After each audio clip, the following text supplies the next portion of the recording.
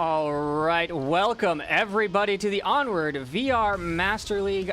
I am your host, Trip, joined by my co-caster, Kesney, and today we're going to be watching Season 11 Button Cup matchup between Beginners and Mayhem, both ranked number 2 in their division. I'm excited. What do you think about this match, Kesney? I mean, it's one of those matches that we're going to see kind of come up time and time again. They're two just really expert level teams. You have, the play styles are very different at the same time between the two regions. It's going to be an exciting matchup. It should be, and we were looking at the match page before this, and these teams have never actually played in the regular season, so the only history we have is actually from previous season. Both these teams have been in the championships.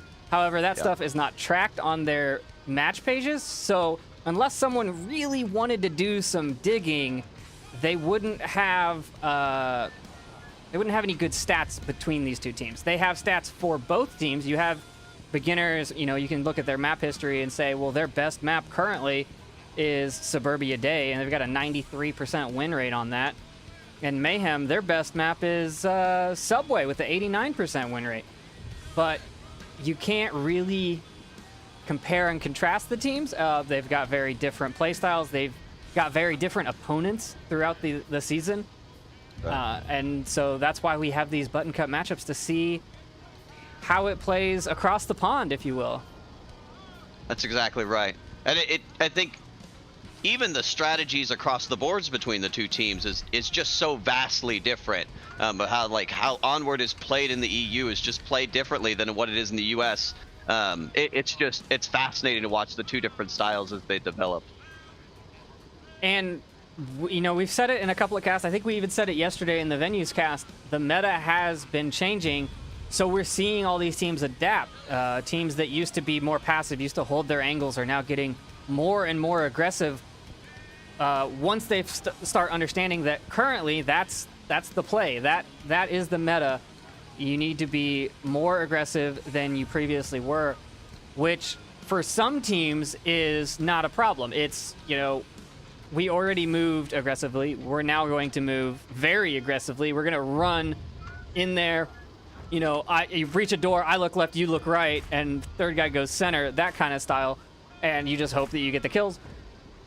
But for other teams that have been holding angles, they're slower to adjust to that fast pace. Their adjustment is, okay, well, instead of holding angles, we're gonna move, we're gonna go forward, we're gonna be slightly more aggressive, but it's not aggressive enough, I don't think. And those teams are still, they're not continuing to push. They'll push farther out on the map, expect a trade or a kill, and then they'll hold that angle. And so we're seeing a mixture between, I want to be really aggressive and I still want to play the way I used to play.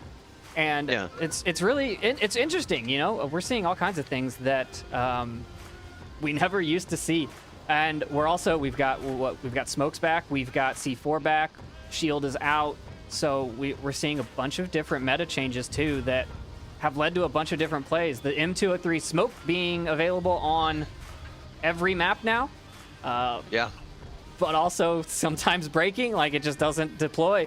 So there's a lot of new strats. And honestly, the M203 smoke is, if it worked all the time, that's really an impressive strat, and I like it because you can put it exactly where you want it if you practice it. You can't throw it back. It blocks a good amount. So the best strats I've seen with that is actually, if you've got a high window that you need to cover, throwing a smoke at it, not going to really work. It's either going to land on the roof or it's going to land in front of it, and it might not go up high enough to block it. But if you hit right under the window with a smoke grenade, with a 203 smoke, it hits the window, explodes, and it covers it.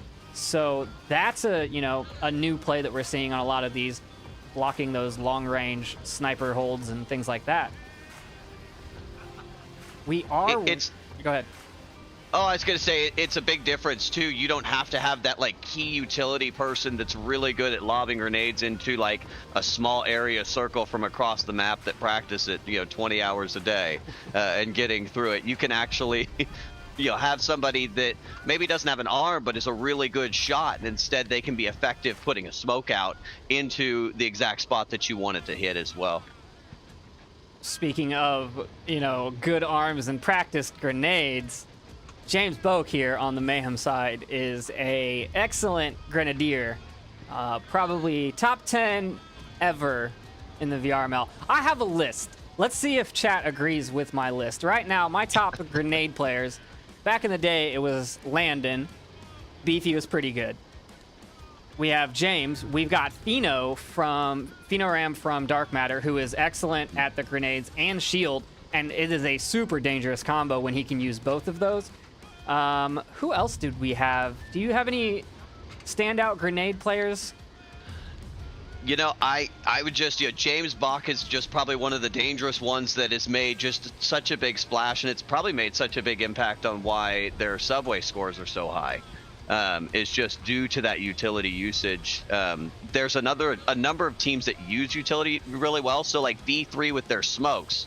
And it's not just one person on the team. The whole team's good at throwing utility, and it's completely smoked out. And so I would say that I don't have anybody necessarily on my list. I have teams, and there are some scary, scary teams with the grenades out there as well. But I agree with your list. There's been utility marksmen throughout the VRML time. Yeah, some good old airstrikes coming in.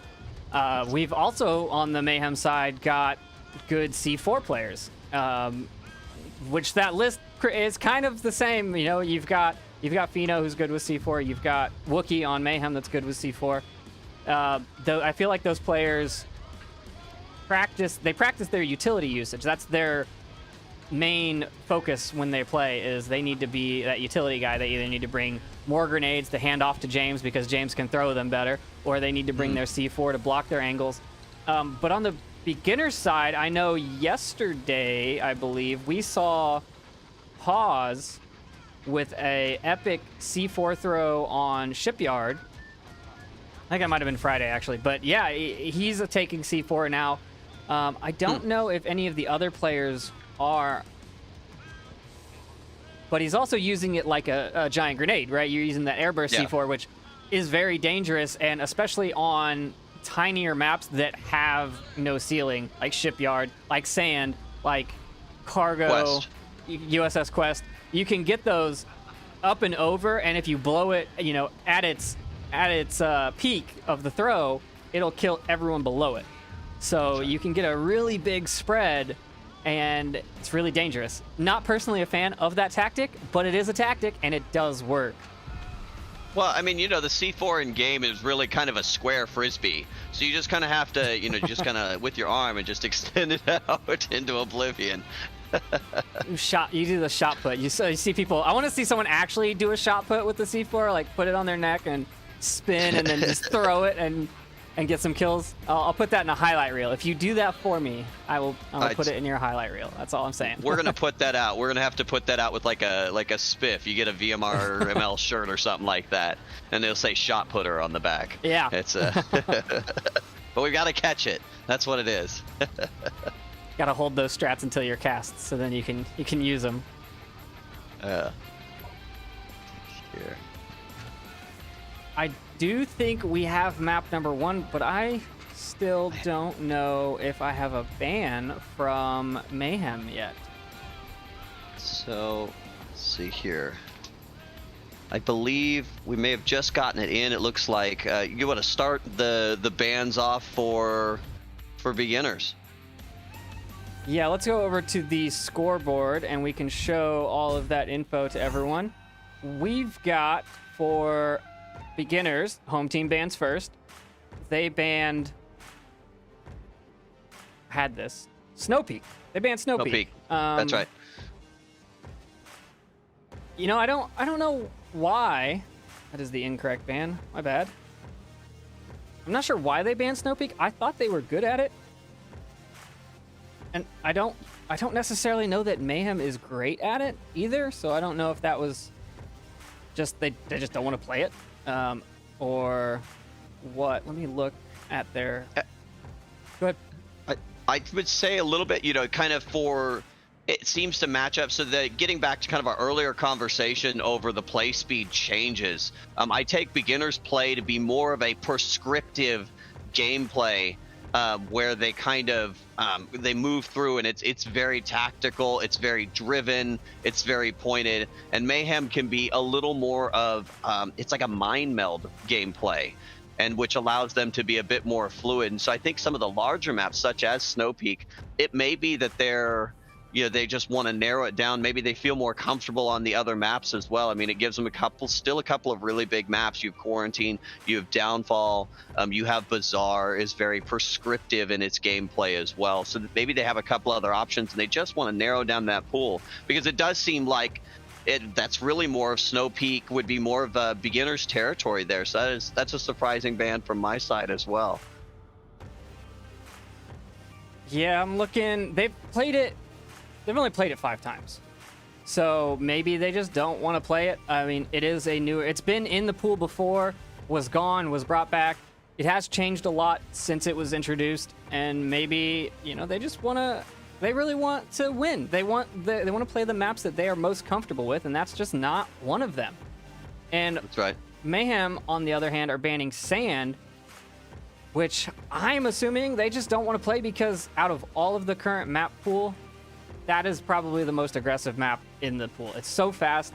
There's not a lot of time to make your rotations, and I think that you know, against beginners, they want every advantage they can get. These teams are top teams. I mean, fighting for top spot. I think beginners, yeah, both of them ranked 2nd in their division, and they just really want that W. And actually, what is the Button Cup? Let's see what the current rank is. America currently with 3 wins, Europe with 2, with 4 matches left.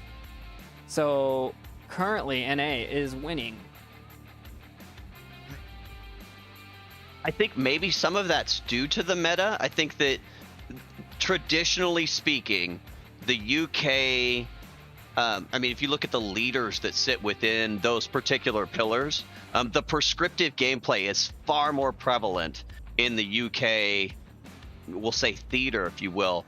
You've got a lot of, you know, teams that are heavily aggressive in the NA. So, I mean, one of them that just comes to top of mind is Animal House, where it's just that aggressive, go, go, go, go. And so we see a lot more on say, the North America side, you see a lot more of that gameplay. So it may be a little bit due to that meta shift between the two of them. But I think that, you know, we could see it match up here. We could see beginners sweep this out, and at that point it comes back to a more even footing. Oh yeah, chat is also reminding me, I don't watch EU gameplay as much, but Don Patron said Killinger is also actually very good with grenades, and yeah, he is right. Killinger is very good with accurate grenade placement as well. And now we're going to be moving objectives. We're going to is this the new one? The inside one. Impact? Inside. Ooh. The inside impact building one. This one is particularly scary, mostly due to the fact of that red ledge out in front. You have a couple of like sneaky cap points on this that you can kind of sneak up, and you have a good amount of coverage. So if you can get control of some of it, so this could actually be one of those spots that we get a creative cap out of. It'd be interesting to see what happens with it. Yeah, I gotta say, if you make it onto that top floor, potentially, even if they see you, they have to come all the way around the stairs and come up. And so if you just really kind of go for it, you might be able to get in there and cap before they can react. Where else can you cap? You can cap from outside, you can cap from inside, upstairs. But I also feel like it's a very defensible position. There's a lot of angles that you could hold inside the building. You could be up on top. You could be north at White Car. I mean, it takes a lot to get up onto this objective, I think. But I think once you're there, once you're in the danger zone, if you will, that's where it becomes dicey. Because if you're down defenders, it's kind of like old Kiat was, where you have to run around and check all the angles, and you can't do that from one spot. You have to, you know, run around objects and things like that. Yeah, this is one of those, if you can get an accurate kill count And it does have a lot of, like you said, from a defensible standpoint, there's a lot of peekaboo locations where it's like nobody's there and all of a sudden there's a head there with a gun and bam, it's done. And you kind of think out into everything and you really can't approach it without being out in the open. But once you're there, oh boy, it's it could very easily be a capped situation for sure. The shots are ringing out from Theta from White Car, and he does call that south approach.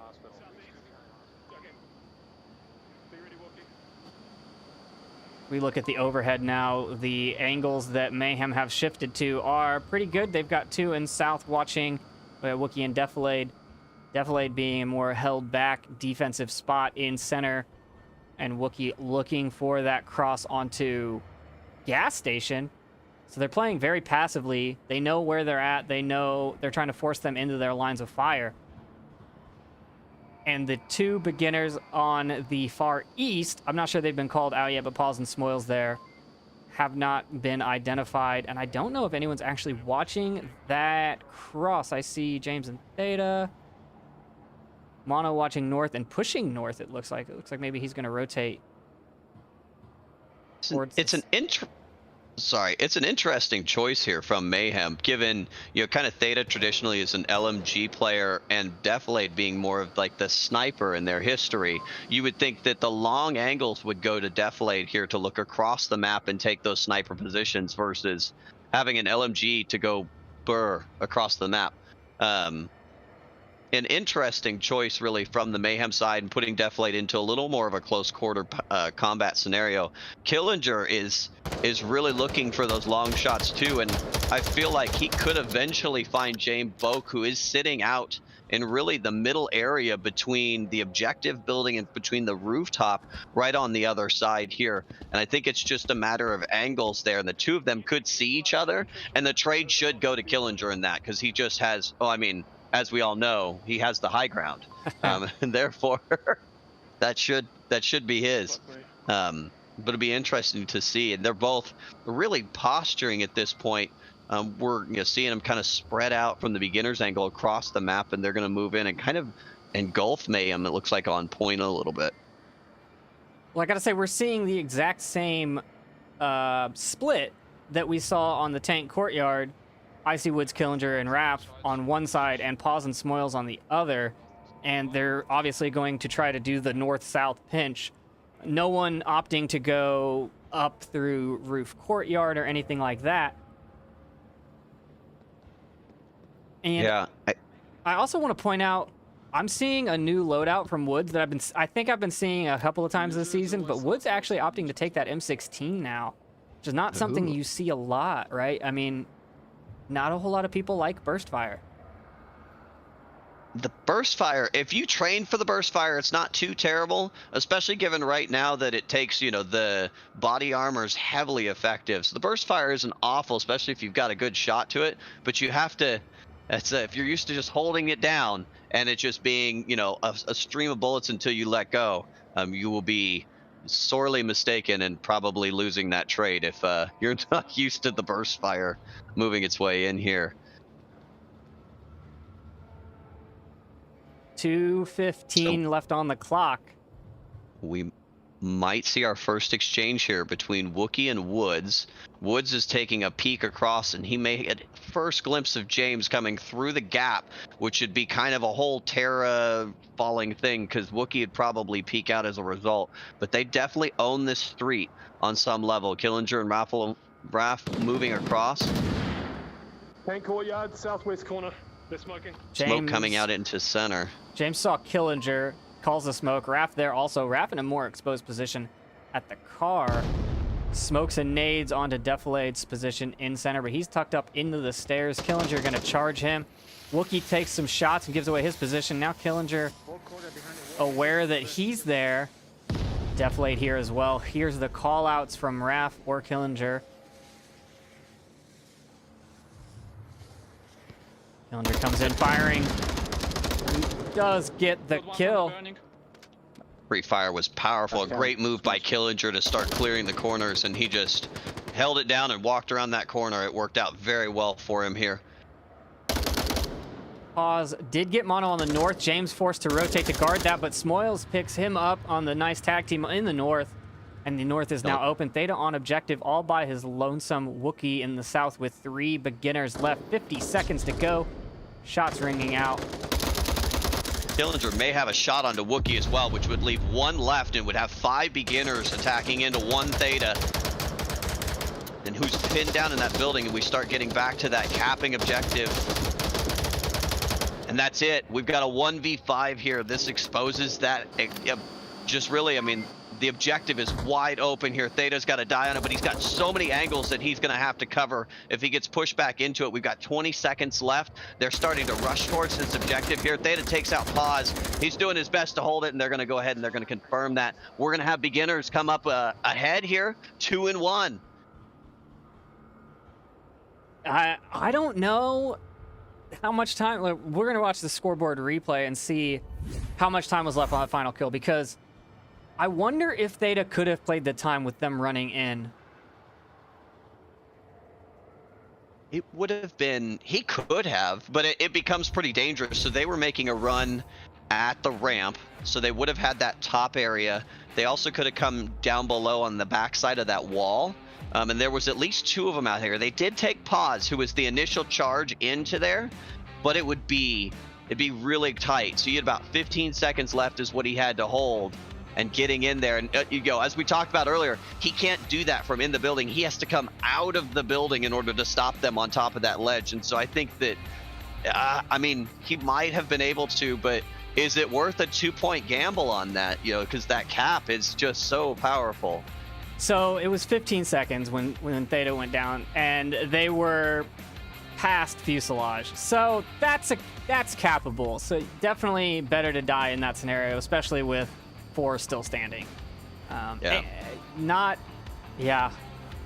much he could do at that point, honestly, because you can't even defend all the angles, like you said. So it's not even really feasible that he could do a 5v1 clutch because of the angles. Like, if he's focused on people coming in from roof, courtyard, or fuselage, someone's just going to walk in the back and cap underneath him, and he's not going to hear it because of gunfire.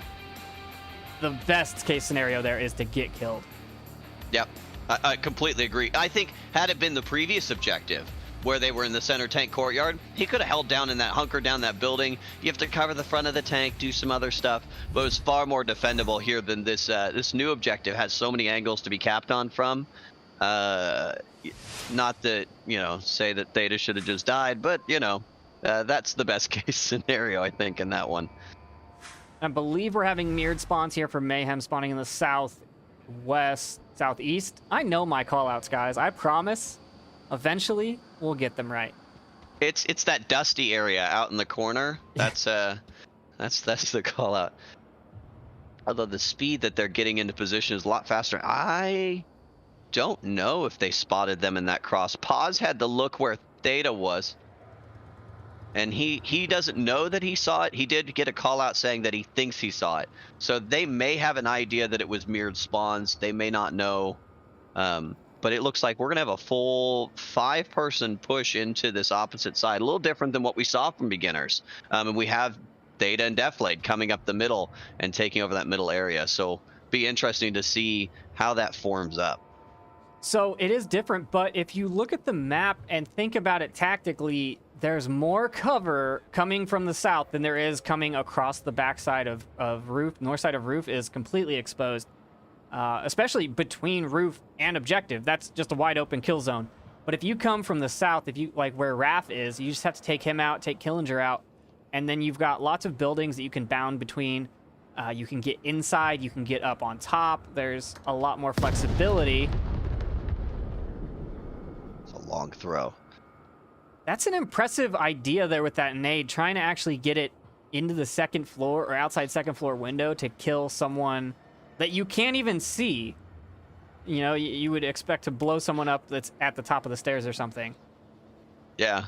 I think he was actually throwing to basically where Icy Woods was sitting, is I think the aim of where he was going for it. Because I can't imagine that he would throw it into that window, because that window's covered really heavily from Deflade and Theta. So there really shouldn't be any risk there to that window. He would it would seem to me that he'd want to hit the opposite window where Killinger is sitting, because like they put somebody there last round. That seems to be a pretty meta spot, and it gives them a lot of control over the exit of that hotel area. So I think it may have come up a little short, but trying to get into that window, like you said, I mean, that's like you're trying to thread a needle through there. That's a hard throw. Killinger getting confirmation of where those shots from Icy Woods were just pointed at, so he knows where he can peek. And that communication is what makes top teams top teams. You let your teammates give you information in your head. You've got a picture of the map, and you're saying, okay, there's an enemy here, here, here, and here. And so these are my angles that I can do. These are the rotations I can do. And it's constantly updating. And if your team isn't constantly giving you more info, it makes it more difficult. Courtyard, northwest corner, tank courtyard. 100% agree. And it gives you so much to work with as well, that it's not a question of if somebody's there, that you have a mental picture that you're painting as you're going along of everything in the map. Killinger did pick up Mono in the south, and now they know Killinger's there, and they can't cross from hospital towards gas station without engaging a window, which, you know, obviously high ground, smaller target. James, Deflate, and Theta here, though, in center. Theta trying to be the distraction for Icy Woods, while Deflate and James push up. Looks like Icy Woods may be peeking here. We may see an encounter from Icy Woods and Deflate coming around that corner. Deflate is going to take that, but it's only down. He should be able to call it out.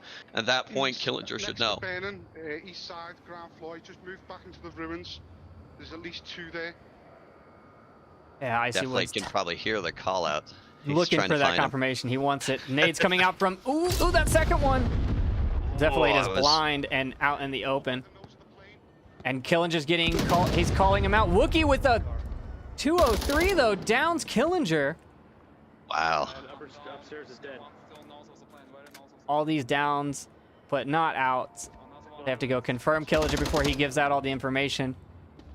I think it was too late. I think he got all the information out. So, between him and then also Woods, Smalls is going to pick up. That's a surprise pop-up there from Roof Courtyard. Did not expect him to be there, and then he rotates immediately onto the other side of the wall.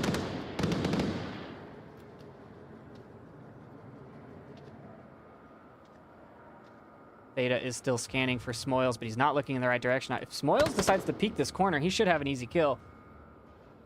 Paz shot at James Buck, but he did give his position away. Theta's now watching up to where Paz is sitting and should be able to call it out. Smalls has an opportunity, though, to surprise them kind of from the back as they're now having to split focus. Smalls makes that jump across.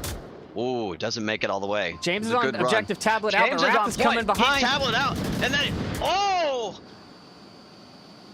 Wow, that was close. James not confirmed. Does get the call out. Theta now finding the kill. Off of that call out, the rotations happen. If you don't confirm your kills, folks, they will tattle on you. They will let people know. That's gotta shoot people. That's right. Remember, snitches get stitches, and when you're already downed, you're dead anyway, so it doesn't matter. Oh man, that was almost a cap, I think, from Bach. Oh, it's funny, we have X-ray vision. I don't even think I saw him make that cross. He just all of a sudden he was there and he was on point. I mean, just imagine what they had to deal with, you know, not having X-ray vision and trying to defend against that. I mean, he just snuck right in there and suddenly, poof, he was there, and almost getting that number in. I mean, it was great. It was a smart play, right? Because they had accurate kill count. They knew they had a 3-to-1 advantage. Even if you lose your capper, you're gonna know at that point. If your capper goes down, you know exactly where that last defender is, right? So he's part bait, part strategy, and you're just gonna, you know, either get the refrag or get the cap. And the cap would have been great, but unfortunately, James not getting there in time. I think he had plenty of time. He would have had plenty of time to get the code in had he gotten there a little ahead of Raph. I don't think Raph was really on it. He was looking, from what I saw, it looked like Raph was scanning from rear of roof towards objective. So he was thinking someone's still making their way there, not already on it. Yeah. But he did see the out of the corner of his eye, probably saw it and got that kill. But then again, he's in the open. There's nowhere for him to go, right? Like, Raph is taking shots from the kill box. Yeah. Well, and it's really easy to get kind of tied up in the shots. I mean, point on for Raph, you know, just making sure to turn around, check the objective behind him, make sure that it's okay. And I don't know if there was sound back there or what it is that indicated to him to check it, but that was point on for him. And really, he saved the cap there by checking behind him. It's kind of that same thing we went through with Theta before. Is it better to die or just to, you know, try to defend? And realistically, I think he made the exact right choice and defended it spot on. Mono taking fire as he makes the cross on the south, which forces Deflade to stay on objective and really leaves the east side weak, as there's only one defender here. And he's known, the cross is known. So he's going to have to play hide and seek and try and find his sneakiest approaches. Going to have to make sure to do his pick and rolls when he can, because it looks like, if we take a look at the overhead, that beginners are going to try and use that weakness to their advantage as they spread out across the map. Be interesting to see where Mono chooses to go to make that hide and go seek game start. Because it needs to have not just a spot where he can be, because he can get in that 3-story building out there, but then you're stuck in it, and they have to dig you out of it. So it'd be interesting to see what Mono chooses to do. Yeah, I kind of think that actually might be the better play, right? If they know you're over there and he got shot at, so that he knows that they know that he knows that they know that he's there. So like if he just goes and finds an angle to hide in, he doesn't need to be peeking. If he just finds a corner, tucks in, and does his best rock impression, they're still going to have to clear that corner. And if he's not somewhere that you expect, that clearing takes so much longer, because you're like, okay, I know there's a guy over here. Where is he? And he's actually like looking south in the corner, all the way, like, you know, not somewhere that you're going to look for. And that might be the better play, just to blow time, although beginners use all the time anyways. So, yeah, you know, maybe that wouldn't bother them at all. They'll spend the time looking for him. But Mono is getting peeky here, and I think Raph might see him soon. You might see him soon, but Mono may have a peek on Raph as well. He can take that, and Raph's going to hide back around, but it looked like Mono had a line on him. Container thing by the tank courtyard. The best call out of the day, by the way. I don't know if you heard Mono say it. It's the garbage container thing.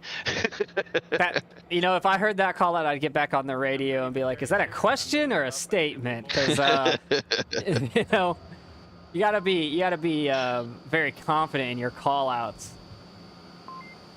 I mean, it may be just an armed container too. I mean, just standing out there in the middle, just I've definitely shot at rocks before.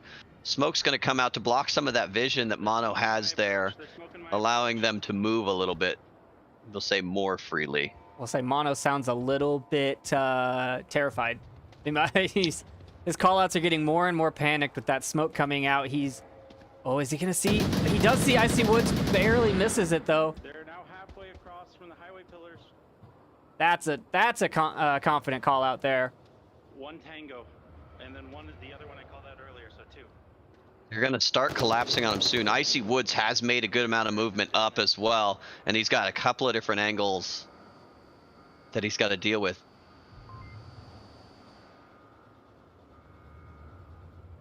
He's right now, there's the one primary call out person right now is Mono. So everyone else just gets to listen to him. Going up high on that hill, it takes away a lot of his coverage. They just spotted him. That's it. The Mono saga has ended for this round. But Paz actually has moved forward along with Smallest here, and they're about ready to make their approach here onto the building. I don't know if they're just posturing at this point and setting up, but they're starting to clear it out. And they may try to do a full push since everybody's distracted on the other side and moving across. Yeah, really, with Icy Woods in that South Dunes now, it's a very dangerous. You could see how Mayhem kind of collapsed closer onto objective because they just don't have great defense from that spot. That's where Mono was supposed to protect from. And if that spot goes down, they are exposed. Theta putting shots onto Icy Woods from upstairs. Nobody watching Theta's backside except Wookie, who does get some shots. Got him. Oh no, the call out that definitely did get the guy in South Dunes. Not going to be accurate. Pause pushing up now into the hospital. Takes down Wookie. Smoils running around the front side. Theta and Pause trading shots inside the hospital. Smoils gets deflated on objective. Rap This gets is James. dangerous. Theta's the only one left. He's running back to objective. Smoils did call him out, and he's Another super 4-1. exposed. Whoa. Whew. That was, I think Theta just likes being last alive. Maybe that's what it was. Them moving across, I think beginners moving up onto that hill, screamed danger there for Mayhem. That easily could have been very different than what that trickled down to, because they all kind of packed in to that little square right around that white car. And they were very much being actively pinched from. You had Paz Smallest on one side pushing in. You had Woods and Killinger coming in from the other side, and they were just squishing them right in between, and they had nowhere to go, and all the angles were quickly becoming compromised in it. It was a great defense from Mayhem holding the objective, and Theta being aware when he was last one up. You saw him start sprinting out of that building, trying to get out of dodge, but that could have very much been a problem very quickly. But that does being beginners are at 3 now. They're 1 away from taking the map away off of their first choice here in quarantine. What do you think we're going to see here from a defensive perspective? Well, so I think personally that for defending this objective, one, Defilade was supposed to have made it across the street with Mono there. He was slow on his cross, and Mono got shot at, so he didn't make the cross. But having 2 in that southeast hills area is a much stronger play, because then you can have one up at the rock and one in the hills, and they can cover each other. And then I also think that defending west of Hospital is more important. If you let them get into Hospital, they're very close, and you don't have a lot of options. You don't have anywhere to hide between Hospital and objective that isn't also vulnerable to the southwest. So you really need to defend outwardly on this one and not worry about the objective until someone decides to do that, and then someone just decides, I'm going to run right up Main Street, just straight to the objective and cap between the two because they have a spread defense. But sometimes you have to make that play, and we're seeing a much more forward defense from beginners. We're actually seeing what appears to be a standard old school ambulance objective, which is right where Smoils was. Yeah. We're seeing, it looks like the standard defense for that, honestly. I think there were 5 smokes that went out covering that cross there. That was a huge commitment to making sure everybody could get into their spot. I think a worthwhile investment given how we saw last round go on, but that was an expensive cross. One can confirm. What a shot there. Let's watch that instant replay, because Killinger from downstairs Hospital gets shots onto somebody. I don't know who's dead. It's Defilade. Defilade. Wait, where is he? It was a long shot. In roof courtyard? Oh, I see him. Yeah, by the APC. Yeah. Now James wondering if he can make that same cross and make it. He knows that someone's watching it. He sees the dead body. Is he gonna opt to rotate back and rethink this strategy? Mono is behind Hotel. And now we're seeing just a ton of suppressant fire coming in from Theta onto the roof. Stairs. Yeah, it looks like Paz's area. He's just kind of shooting up that direction. He did kind of turn the defense a little bit, and you saw them kind of look that direction a little more pointedly. So, admittedly, it probably give away Wookie's position a little bit, and I think Paz may have even spotted him as he's getting along that wall. But they're... Well, I fucked that up. I think he missed the shot. He hit. So, because of barrel offset, he shot the 203 into the wall right in front of him. He was not up and over the wall. Oh, man. I wonder if he said that call out over radio or just to himself. It was unfortunate Fuck, shot. missed him. They are spread out here. Mayhem's down one. The plan has shifted a little bit. You got James kind of coming up the middle, Wookie and Theta comboing together to take that gas station approach. Meanwhile, Mono's coming back up the side that he was defending from originally, and he's doing it rather boundingly. Is that a word? Sure, we'll call it a word. We'll call it a word. That's the new word of the day, boundingly, and kind of moving across in from the building to building. But they haven't gotten across that street yet. And I think, to beginners' credit, that street is theirs at the moment. And really to see Mayhem make it across that street. Oh, no, I lied. Theta has made it across the street. All the way on the backside by the gas station. Killinger with a great line onto tank courtyard exit. Gonna not allow anyone to come out there. Mono not coming out there as well. He's going downstairs, I think. Going to come up in the tank courtyard and start pushing south from there. I'm really not seeing a good approach angle here.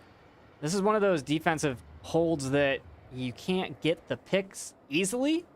You know, you can't sit back and wait. So you're going to have to move in and force an engagement. But getting close enough to do that is hard. And as I say that, Killinger does get Mono in tank courtyard. Confirmed.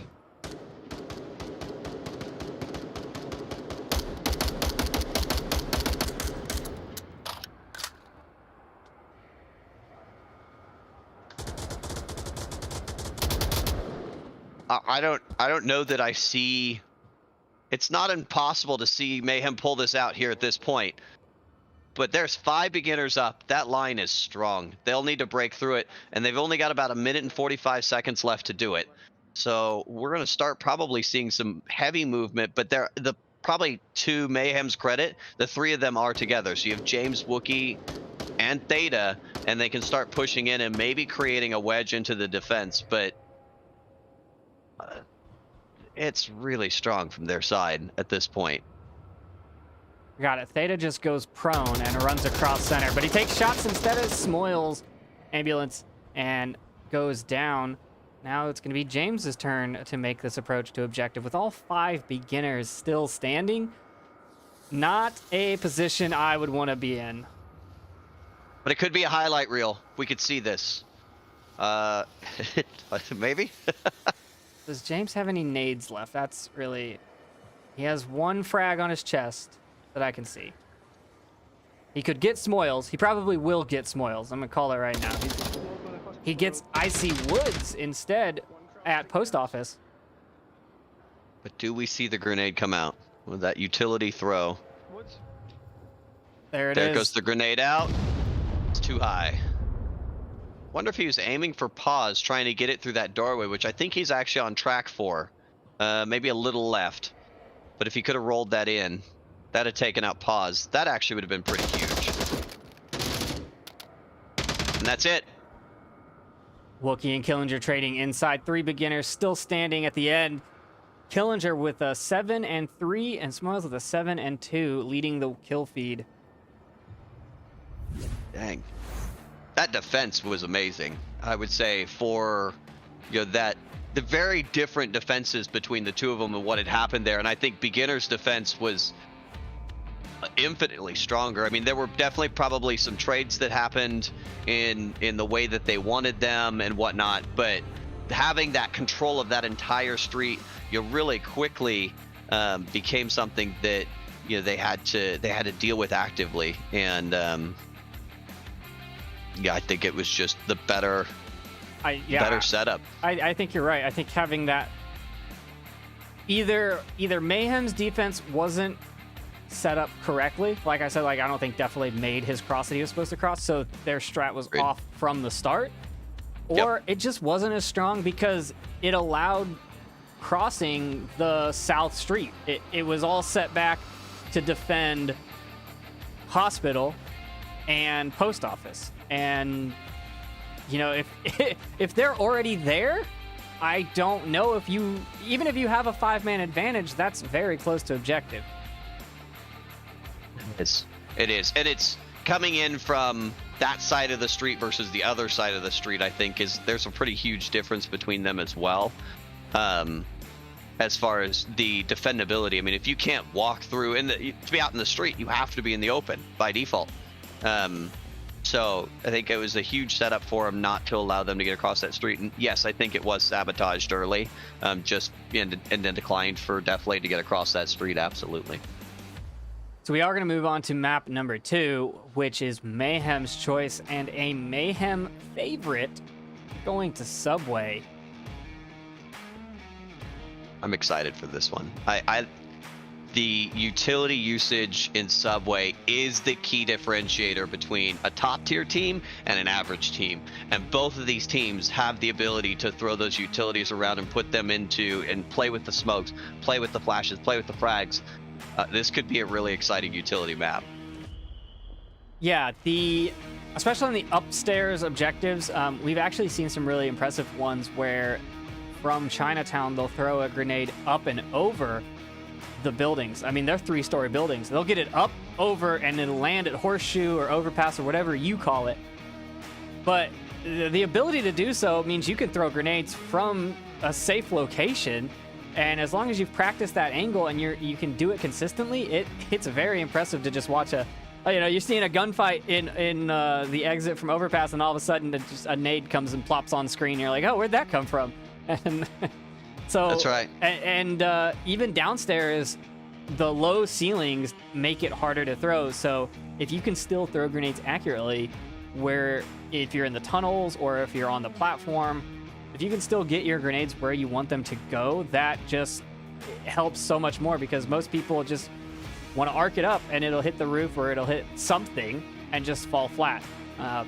Plus C4 placements. C4 can go anywhere on this map. The only indicator is a little tiny light, a little green light. The map is dark.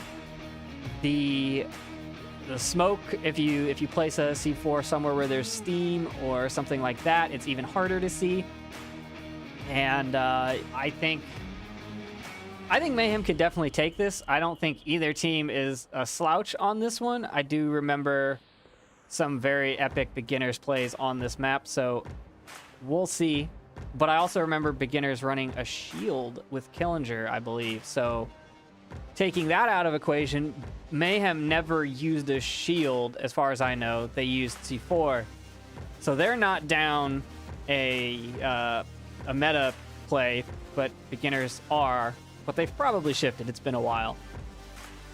I'm sure they have. I think it'll be interesting, and I think if you have the ability to throw a grenade different ways, like most people can throw them underhand or overhand, but not both. If you're downstairs, you have to really throw that grenade overhand, or else you're hitting the ceiling. But upstairs, you have to throw it underhand because you need the arc to come out. And we're not watching up. It's a dark map, like you said, hard enough to see a C4, but I think the prescriptive method may be really good here as well from beginners. So I'm excited to see what we come out with as, kind of strategies from both of these teams, either on defense and offense. It's gonna be a heck of a game. It should be. And we're starting off round 1 on the Chinatown objective. Mayhem spawning in the south, and they're gonna do a 2-3 split. So they are gonna push heavier on the Probably gonna be right around this corner. northern stairs. Yep. Smoils actually, I think, does Smoils have a flashlight there? Did that give away his position? No. I'm just seeing things. He did have a flash, which he just threw out, and so there's Theta and Wookiee now fighting against Killinger out here in the south stairs. Currently, Killinger holding them back. Smallest had fallen back, so now it's really kind of a 1-on-2 if they choose to approach. Killinger having the behind angle here buried in the trash can area. Saw his hand throw the flash. So I don't know that they heard Killinger get there. Theta was unloading when he made that run up there, and there were flashes. They were focused on the corner. I would assume he's going to be on the garbage. And yeah. Killinger, I think Killinger's going to get an easy double here. I think this is a great play. I mean, I've never seen someone get that pushy on aggressive. I've seen people come around that alley and get kills as people are rushing in, but never getting there and getting set. Yeah, I don't think they have a clue that Killinger's there. They know about Smallest, but all they saw, and you heard it from Theta, kind of in passing, you could hear that all I saw was his hand. So they don't even know where Smallest is, if he's still there, and you can see Theta's really just honed in on that corner. They have no clue Killinger is there, I don't believe. Because just exactly to your point. Now, Wookie is scanning the alley. Maybe he's just assuming that it could have happened. Someone could have moved there in the amount of time that they waited. Killinger's going to miss the cross on one. Oh, we've got James on the south here. We got James and Paz that are coming in as well after Killinger takes out Theta there. Theta goes down. Wookie's pushing, but I think he's almost empty. Oh, he does get the kill. One in the south. We lost Theta, unfortunately. We've got Paz. He had thrown a flash over the top just to switch gears here. They've got Mono and James coming up the top here. They know Paz should be near because he threw a flash over the top. He's going to back up. Mono's going to pick up Paz there. Now they own the north and the south stairs. Corner control, corner control. So what did Wookie do after, I guess, he's moving back forward here towards the horseshoe? He is. I think he's going to try and reinforce Defilade. Pre-firing that, the garbage can. He's actually, I think he distracted Smoils enough that Defilade can get this kill if he goes sneakily. If he's sneaky, he should see him. They come around the corner, but he may see him out of the corner of their eye. They may see each other about the same time. And the trade. Wow. Nice flick from Smoils. Definitely at the same time.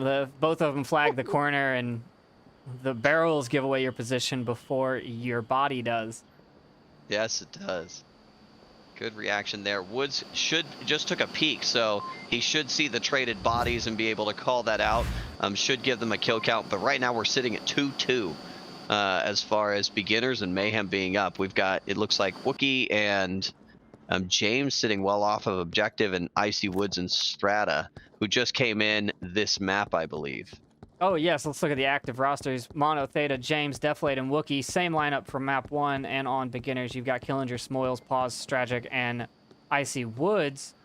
Stragic rotating in for Raph. James Box going to take this corner. Woods and, ooh, Icy Woods just heard a click as he went to go fire.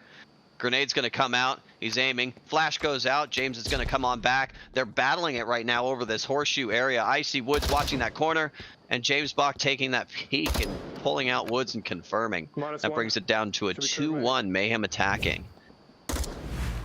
Stragic peeking the same corner.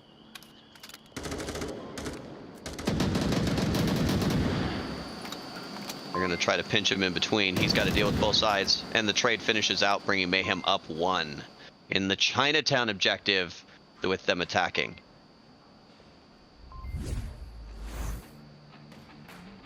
I think I'm the most surprising piece of that entire play is Killinger not getting a double. I thought for sure he snuck in there. He did everything right. It was just the ball didn't roll his way. You know, some of the others were perhaps, you know, could have gone either way, and maybe I'd expect a little bit more. But Killinger, I felt, making that hard push out there, burying himself into that trash can, could have been really huge. And I think it was a well-executed play from beginners, getting him up there, and Smallest making the distraction. That was probably my biggest surprise. I really wonder if the smoke was the problem there, if it masked the footsteps for the cross, so he couldn't hear, because he missed both of their backside, and then he caught Theta. So I wonder if he just didn't hear him because of the smoke, and he couldn't see him. I think the smoke also covered most of his angle. Honestly, I don't know if I would have gone for those kills, or if I would have waited a little bit. You know, if you're still there after your team starts getting engaged on overpass, you can walk up and shoot some people in the back pretty easily. Right. And I mean, they might have not even known to look that corner too. And even if they did, I mean, it's a black and a dark, you know, black outfit in a dark alley. It's not easy to see. We're moving to round 2. Same Do spawns. the weird spawns. Yeah. And it looks like a 4-1 split here from beginners. Playing mini stairs by back alley. Woods to stairs.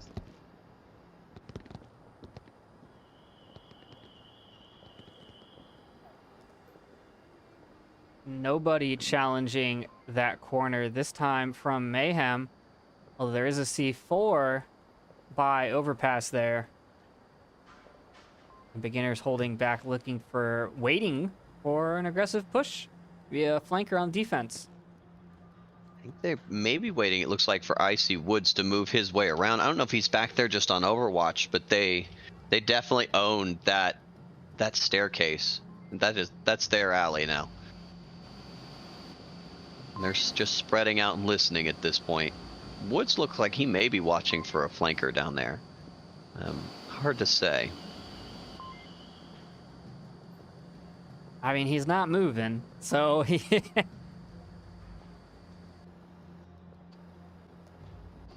That's I take that approach frequently. I call it the statue approach. Just stare at one point. Do not move. They're gonna fall back a little bit here within, and they're waiting for some amount of timing. It appears for something, and Woods looks like he is standing up and he is starting to move around again.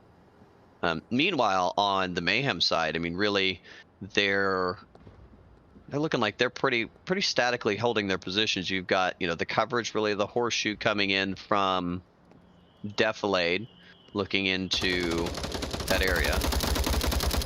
Killinger spots out one C4. Did it get disabled? Yes, it is gone.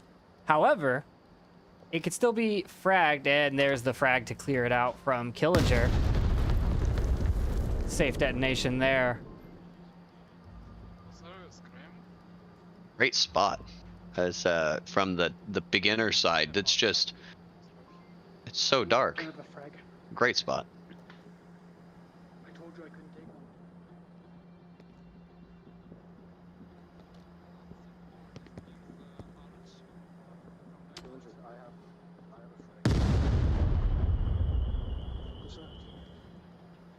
What was that? I heard and saw part of a grenade, but I don't know where it came from. So the grenade was thrown by, it looks like Pause, and it was thrown down the alley here, the little hotel alley. Wookiee's watching that way and kind of holding really hard on that particular corner. I'm not sure what they were throwing it at, though. I don't know if they see something I don't, and there's a C4 there. It was a good throw. It looked like it was on target where they intended to land it, but I don't know. Icy Woods got Defilade on the overpass defensive tuck in there. Now grenades rolling in, expecting a push. Wookiee gets paused on the far side, rotates away. And I'm not sure if I'm pronouncing his name right, or I'm assuming him. Smoles? Is it Smoils? Is it Smalls? Smoils. Smoils! Well, I am so sorry, Smoils, if you watch this later. I'll get your name right going forward. Icy Woods downs Mono with a nade, and I really like, I don't know if you're seeing the same body that I'm seeing, but Mono is just kind of leaned up against the wall. And now he's dead from a nade from Killinger. Counter nades coming out from James up and over the archway, not catching anybody. Talking back into that utility play there. It was a great throw from Killinger, moving it in there and grenading. It's just perfectly timed, and it cooked and exploded right on point. James does peek, gets one, but goes down immediately to Icy Woods on a refrag. Now Mayhem only have 2 still standing. Beginners have 3. Wookiee has to rotate back to objective, and he does, leaving that northern approach a little bit more, wait, what direction is that? Where am I looking here? This is the south. Get turned around here. Well, and I think, so Smoils, I don't think saw him rotate out of there, so I think he knew that Wookiee was down there because Wookiee had killed Pause earlier. So they got that cross for free, and they may think that he's still hanging out over there. Yeah, gonna have to spend a little bit of time to clear out that tunnel exit area while Killinger and Woods decide how they're gonna push through this archway. Preferably in a staggered fashion, not in a line and on opposite sides.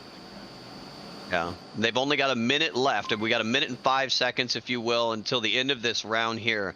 Beginners, you know, being up right now, 3 people to Mayhem's 2. Some smokes are coming out onto objective here. Went over the top of the building and smoked out the backside near where Wookie was.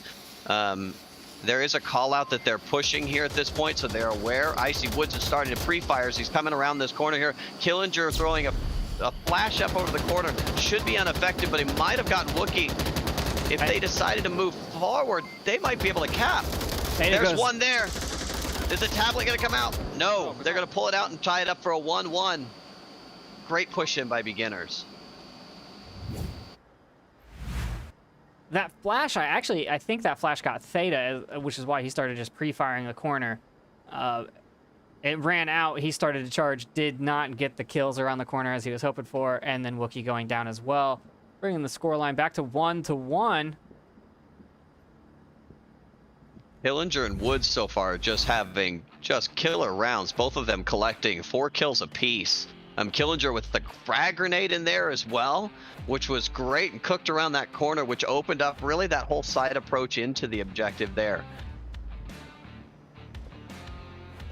So we're now moving to North Stairs. I was just about to ask if you saw this. This is probably the spiciest objective on Subway. It's easily Mayhem's favorite for sure, but it is the most heavily utility focused objective, I think, in this entire map. I'm so excited. I was really hoping it would come up in the list. nades go up, nades come down. C4 goes up, C4 yeah, it's a lot of utility. This is one of those ones too, like if you're really good at chucking C4, like you can get to the top of that stairs right there at the opening. You just frisbee a C4 over the top, and you're off to go.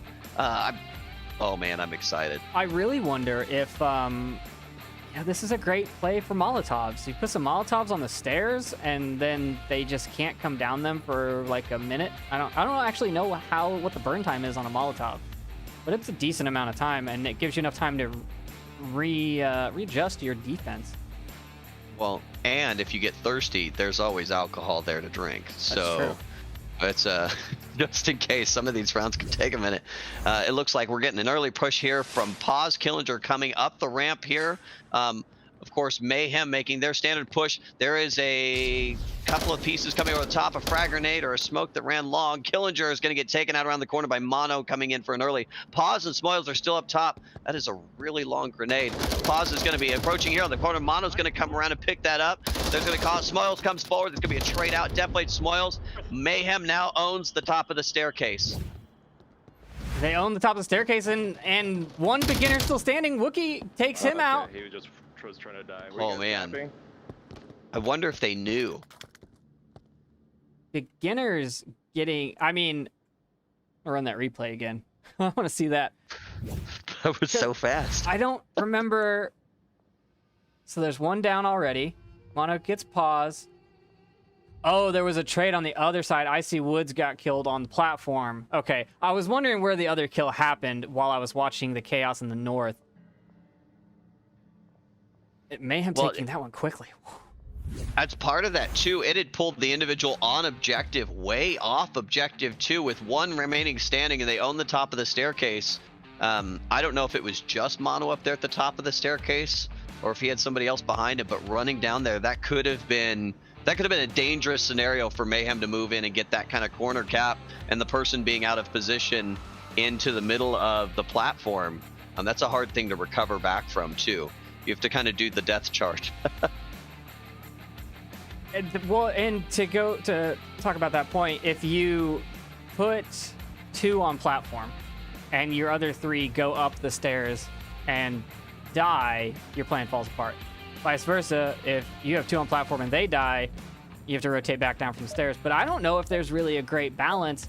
Your other option is to put people behind objective at the bottom of the stairs, which can't rotate. They can only cover stairs still. If the platform goes down and they have to rotate to guard that, they're exposed from both sides, platform and stairs. So I don't know if there's really a great defensive layout for this. Nothing's 100%, but it feels like there's not even a great like a good option here. You have to just win your trades. You have to be aggressive coming out that north. Oh, you see Wookie coming up the stairs with his C4 in hand, up. but not actually going to use it at the top of the stairs. And the nades are flying in from Pause. There's a grenade coming out from Killinger. Oh, it's a smoke. Grenade rolling up to the top of the stairs.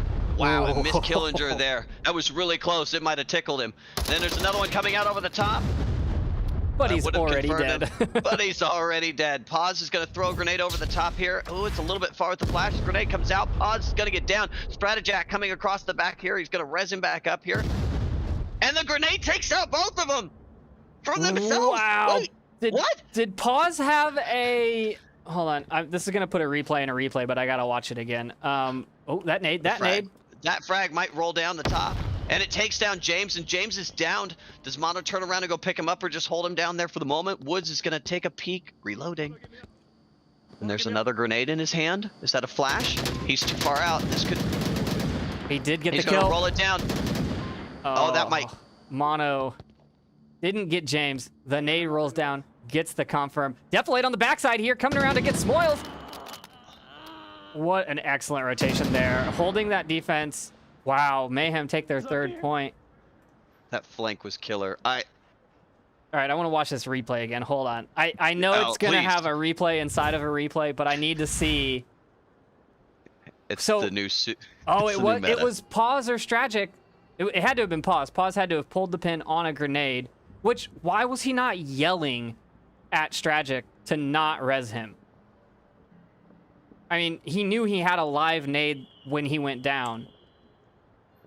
And the chaos maybe he forgot. Maybe. That was a tragic team kill there that, you know, swung. That was an expensive one. Oh, man. Maybe he thought he got it out. Maybe he thought the one he threw was the frag, because he threw one right before he died as well. I don't know.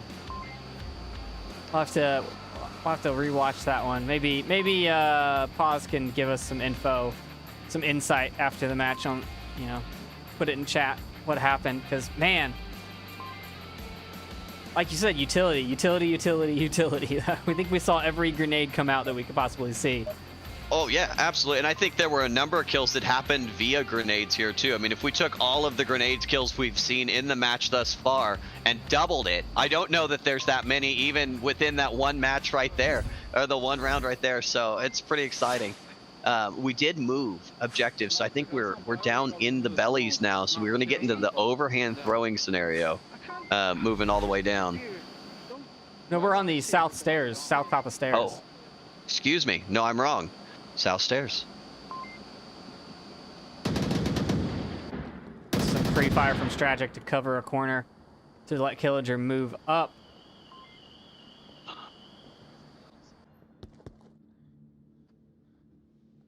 Got Defilade here. Defilade actually rocking iron sights on that AK-5C. He is the marksman of Mayhem. He's watching that south stairs, downstairs, making sure no one pushes down. Is Strata going to run into James and Theta coming up the staircase? I think they will. It depends on which route they go. An interesting perspective here from Strata. So in just committing to the one, he's going to see Theta coming up here. Oh, and the trade happens. James can almost make it seem as if the area is clear, but it's not. One of them is definitely booby-trapped with a person watching. But they should now know. James throws out a grenade just to clear at the end of the tunnel. It looks like he's going to fall back, and they're going to reset and reassess. Beginner's still holding their defense strong. Lima 4, we lost Theta. Lima 4. James does get the confirmation there. Yep. Killinger does call him out, though, so they do know where James is and that there is at least one sitting in the overpass, and that got called out. Now, they do have the front of this really covered here between Pause and Killinger, so that entrance is covered. Wookie and Mono may have a better approach into Smallus, coming here from kind of the alleyway, and they're making their way up. There is a C4, though. I think It's on- Smiles also put a flashlight down. Yes, he did. So where's that C4? Okay. Oh, The I see it. C4 is up on the sign. Clever little spot, but with that flashlight there, right on the corner there. So whoever does cross that corner, they'll have to be a little blind. So for the folks at home, the way that C4 works in Onward is it expands in a sphere from dead center on the brick. And so it won't blow up anyone down the alley because it's on this side of the sign, but it will blow outward towards this corner. So once Smoils can actually see someone, they are in the kill box. I think Wookiee sees it. I think Wookiee might have seen it. And it's hanging down ever so slightly. If it was up an inch higher, he wouldn't have seen it, but I think he saw the tag coming down. He did, yeah, it's just barely visible. It's a great spot by Wookiee. And he got it. He can't tell It that is he got disabled. it. And he has no idea if he got it. There's the flash comes out. I think Smoils is realizing his clacker no longer works. So he's coming around the corner with a grenade. And it went into the shop. I mean, I guess windows can be breakable. The trader did come out. And they should own the corner. Woods is going to come out and take a peek. Woods having a heck of a game with 6 kills right now. He's going to start pre-firing that wall there and start working its way forward and doing the LMG brrr as he's moving forward. Wookiee's going to come around this corner, and Icy Woods is going to pull that out. But here, Mono coming in for the refrag and the trade there. So now we have 2 and 2 Mayhem beginners. But we have a problem on the beginner side. The south staircase is now completely open. Killinger there not even caring that his teammate was there as he threw that grenade. And it's a 1-on-1. If Defilade wins this trade, Mayhem take map number 2. Killinger's got a ton of ground to cover. I don't think he knows where the trades happen, so he's recalling trades, he's confirming, he's giving away his bullets. I wonder if they have an accurate kill count on Defilade, on Mayhem side, and Defilade knows there's just 1 remaining, or if he thinks there's 2. And there it is, Mayhem has taken out beginners, tying the map sequence up. We have a 1-1 game. Yes, sir. Excellent plays there, obviously, from Mayhem, their preferred map. Didn't expect anything less. The kill feed here, we've got Mono with 7 and 3 on Mayhem, James for 5 and 5, Icy Woods, like you said earlier, 8 and 4 at the top of the kill feed, doing a good job on beginners, but unfortunately not able to get enough to take the map. A heck of a game from Woods' side. I'd say that, yeah, he just is in dangerous spots. Every time you see him, he's just out there and he's pounding away and just dangerous the whole way around. Great play from both sides. It was a nail biter, and it frequently dropping down to, you know, almost a near 1-on-1 scenario frequently throughout that entire map. And you see kind of the strength of the 2 teams there between that prescriptive gameplay and that aggressive gameplay in the 2 map choices even. I mean, you think Quarantine supports the prescriptive gameplay. Subway, maybe a little bit more of the chaotic gameplay and that mind meld method. But a phenomenal game all the way across the board. But we have 1 map left. We do, and that map is going to be Drum roll. Bazaar. Bazar! I don't know which way I would lean on this one. Mayhem be strong on it. Beginners, obviously, also very strong on it. I mean, both teams are strong on most maps. But, yeah, I don't know.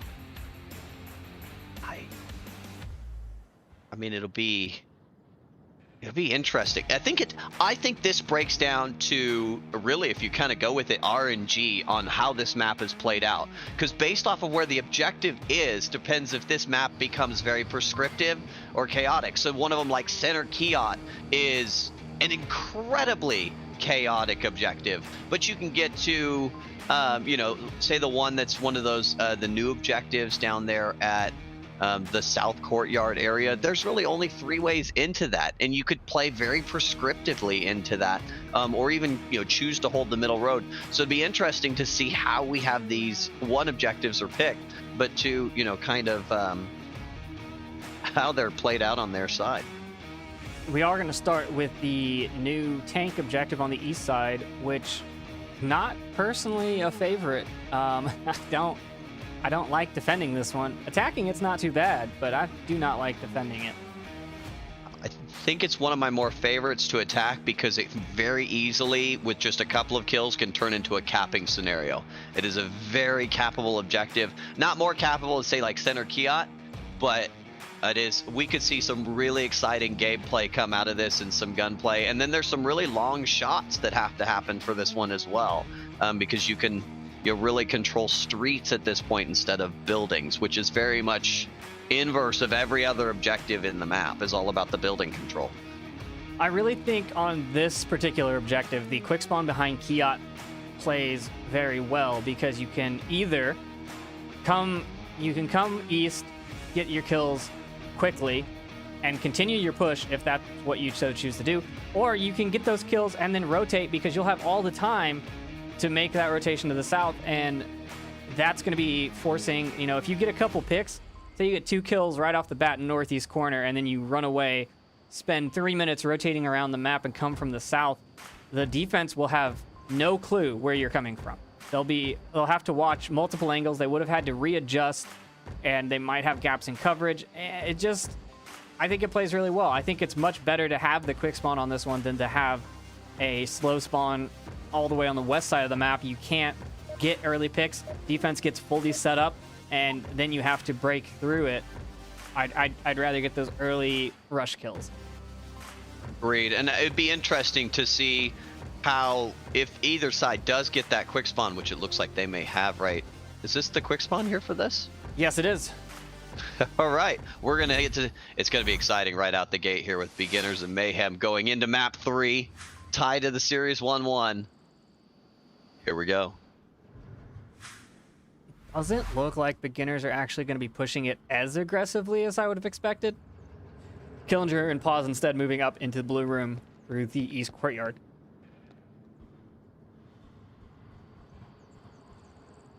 Like they're going to start out. Wookiee's going to get eyes onto that courtyard area. I'm looking across, but Killinger has actually already crossed. I don't know if there's no way for Wookiee to have seen him at that point early. So Killinger got into a spot, Pause watching really the backside of objective here. And I don't know, we'll see kind of they're kind of posturing up at this point from both sides. Mayhem really taking a ownership of, we'll say, that south side of the objective. And I don't know that they were able to identify spawns. So they may assume at this point, given they haven't seen anybody. But I don't know that they know. Yeah, I don't think they do either. But I think that the south play is the smart play, putting 4 there. Because crossing from north to objective is pretty exposed and coverable from the south of objective. Whereas covering south from the north is a lot harder to do. If you came out of blue room by mono, for example, you can walk up past the tank and try and get a cap if someone's in like Wookiee's position. So south heavy defense stronger here. Wookiee's position actually only necessarily being a more of a bait, just like a dinner bell. He goes down, where they're coming from. He's Wookiee, the dinner bell. He's the doorbell. When you like walk into a shop and it like rings. That's what Wookiee's position is right now. That's fair. That's fair. And it looks like they did cross the street, so they're over into. I mean, if you kind of split it right now, they're over and approaching the bulk of Mayhem there. Though I'm not sure they have a ton of coverage down that way. I think Oz picks up mono. And Mono was playing a pretty non-standard position outside of the bar. I'm not really sure if he just got peeky and Pause saw him, or if he wasn't actually watching that blue room. If he was looking more towards over towards Wookiee to cover blue room exit from East Courtyard. So there was a call out from James, and it said basically that Mono's spot didn't work. So it may be something that they were trying as a meta to see if they could, put something into place. But they knew exactly who died when he died. So, rip mono.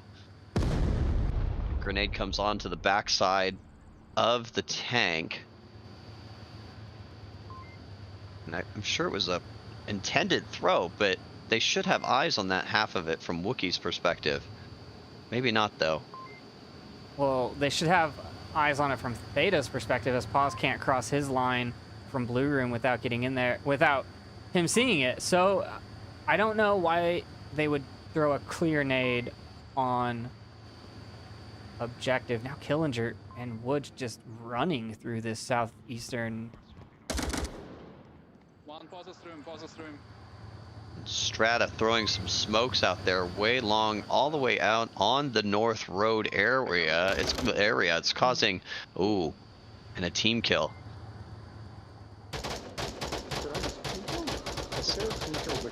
Odd and uncharacteristic. Strata is crossing into the backside here of the objective. Wookiee's still watching the center courtyard. James goes down from Pause on scaffolding. The one behind Shank, objective. That's a dangerous one. James is kind of a key hit here for the back end. Wonder if we'll see a rotation in for that. All of the southern defense goes down. Mayhem down to one player, and he's north in engaged with Stragic. Wookiee checks his tablet, knows he's last up. He's now running back towards objective, and he's going to get taken out from the backside. Beginners picks up the first round of this map. James should have been able to call out onto objective for Wookieee because he was only down. He wasn't confirmed at that point, which is what may have caused Wookieee to look at his tablet there as well. Big push from Beginners there running across. Great push in from Beginners. I like Pause's call out after the team kill. What'd he say? He goes, I think I just team killed because of Killinger's bad call out. Because Killinger said one in Pause's room.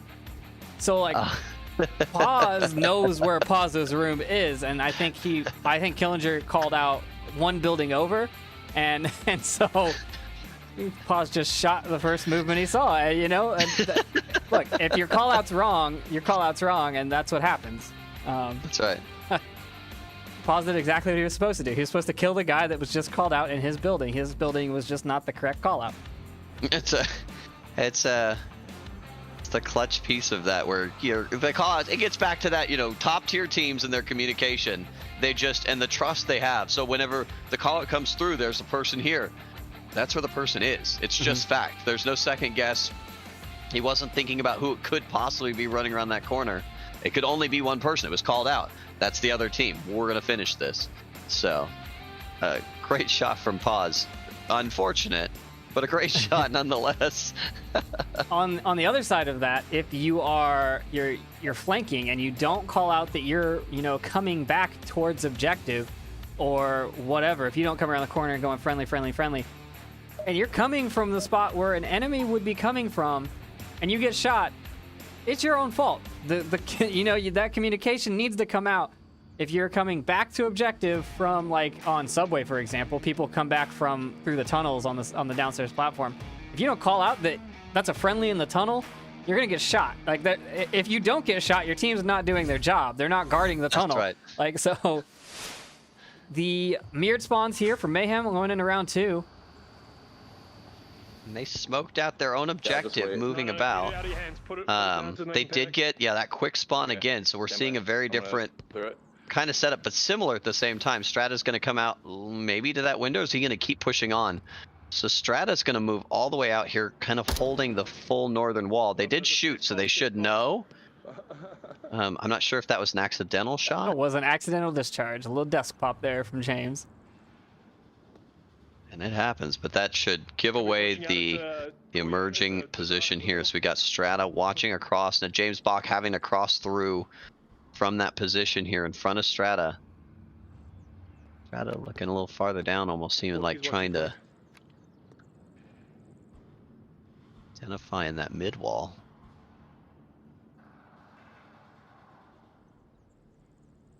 Meanwhile, we still do have Mayhems that are moving across the street.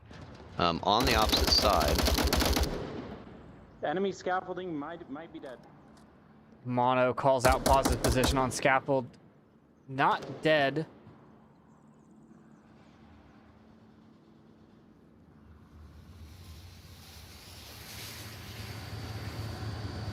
Strata just hold back. I think Strata is, you know, as part of like the last 2 maps, we've seen Strata do a lot of like very like almost like make them have to dig me out of this corner play, and it's worked really well for him. I think it's been a really smart play, and it forces James and Wookie now to dig him out of that corner, and I believe they've seen him. And in order to dig him out, they're going to have to cross pause. And so pause should get the pickup Go on far those. West, guys. Get that west control. Go far west. Have they seen Stragic's position? Have they not? I don't- Maybe they haven't. I think they were waiting for an aggressive push towards that northeast corner. Oh, and Smoils with the tight Down one. angle onto... Did he just get James? No. Who did he get? Mono? No.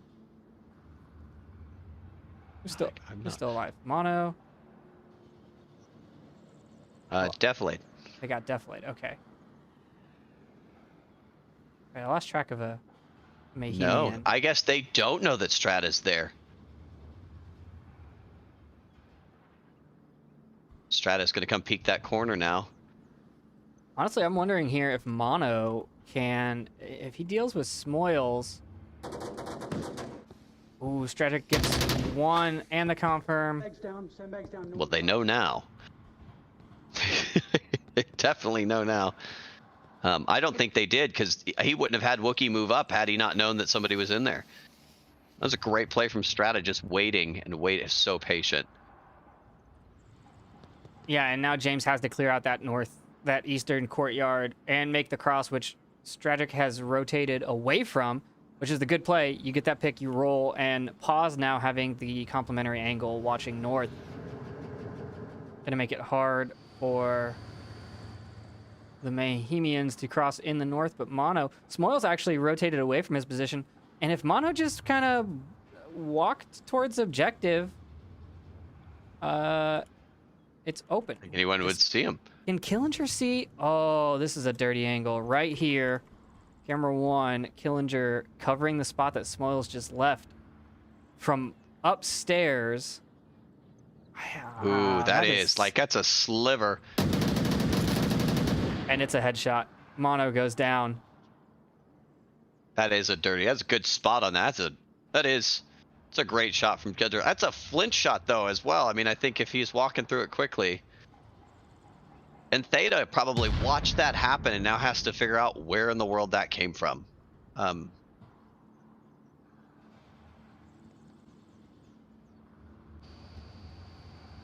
right now we have 5 beginners up, 2 Mayhem up, and Mayhem attacking here with 1 minute and 30 seconds left.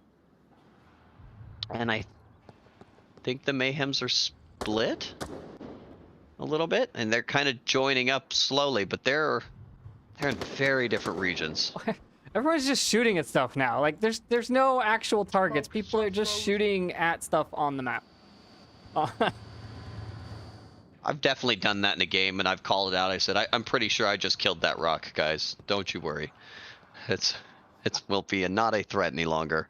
I mean, 5 still standing on defense, 60 seconds left. Shooting to draw attention, not a bad play, especially if you're like Icy Woods was shooting. He's in the far back south corner, and he's not going to be approached, so he can just sit there and shoot and confuse them. Yeah, Theta looking at his tablet going, what's happening? Or Icy Woods is just shooting. Theta now putting shots onto Killinger's position. James taking a few shots from Killinger. They're gonna have to make a play here soon. It's 25 seconds left. Pause and James Stragic. taken down in the trade. That's it. Let's say 2-0 game now with beginners up 2, and we're gonna have a new objective. What do you think? I think that was honestly, I think Mayhem spent a lot more time on that than they normally would. I think that beginners had a solid defense, and maybe Mayhem didn't actually want that quick spawn. I mean, they didn't use it to their advantage, right? They didn't push the northeast corner. They didn't get any early picks. They sent their 3 attackers around the far west side of the map on the longest rotation possible. So maybe they would have been better off getting the slower spawn and not having to burn, what, a minute and a half getting people from behind Kiat to the south. They could have split from the far west side, north and south, and it would have been a more even approach.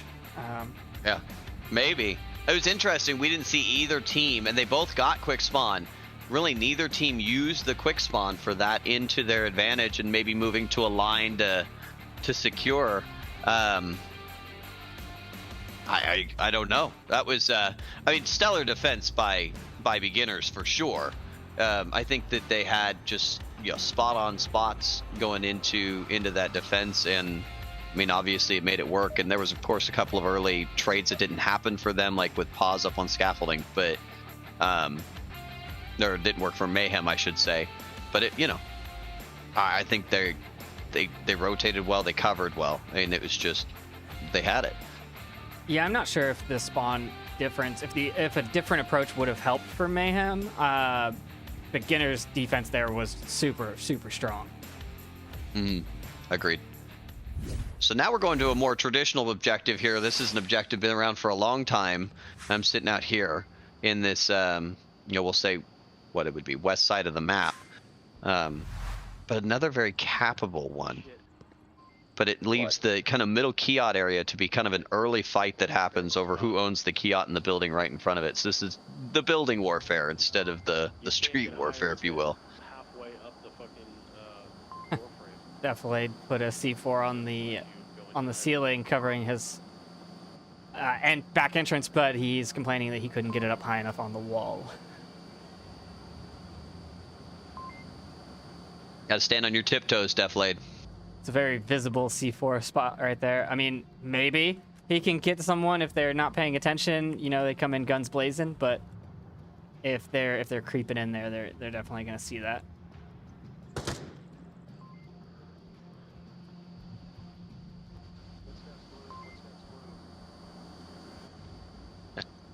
We hear people in blue right now. Theta, Could get the call out. I don't know what he's calling out there. There's no one. Unless blue is Kiot, which is super far away. I don't know what footsteps he's hearing. I don't think that. I think it's. Steps on me. Is he hearing Defilade? Is he calling out Defilade? It is. He just possible. said footsteps on me. There's no one near him. They're definitely a building and a half over. I wonder if he's hearing Mono creeping around or he's hearing Defilade. One of the two of them, but I mean, he doesn't hear Woods, who's crouched. Killinger would be really far to hear. Maybe he's hearing his own footsteps. Maybe Theta's just losing it.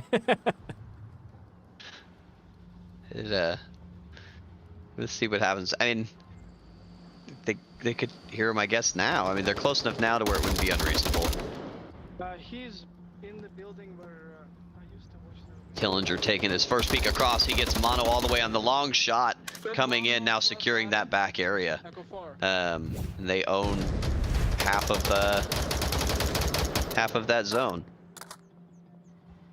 Now they're moving up on pause, and Killbox moving up to Defilade's position.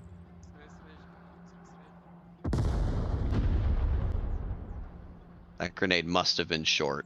I can't imagine that he meant to put the grenade at the top.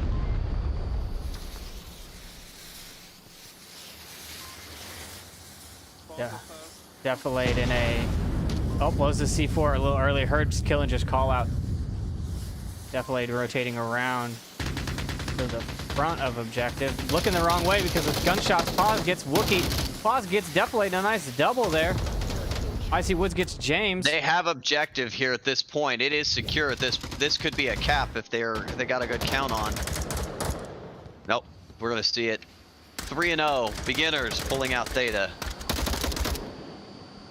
It's looking pretty strong here for beginners.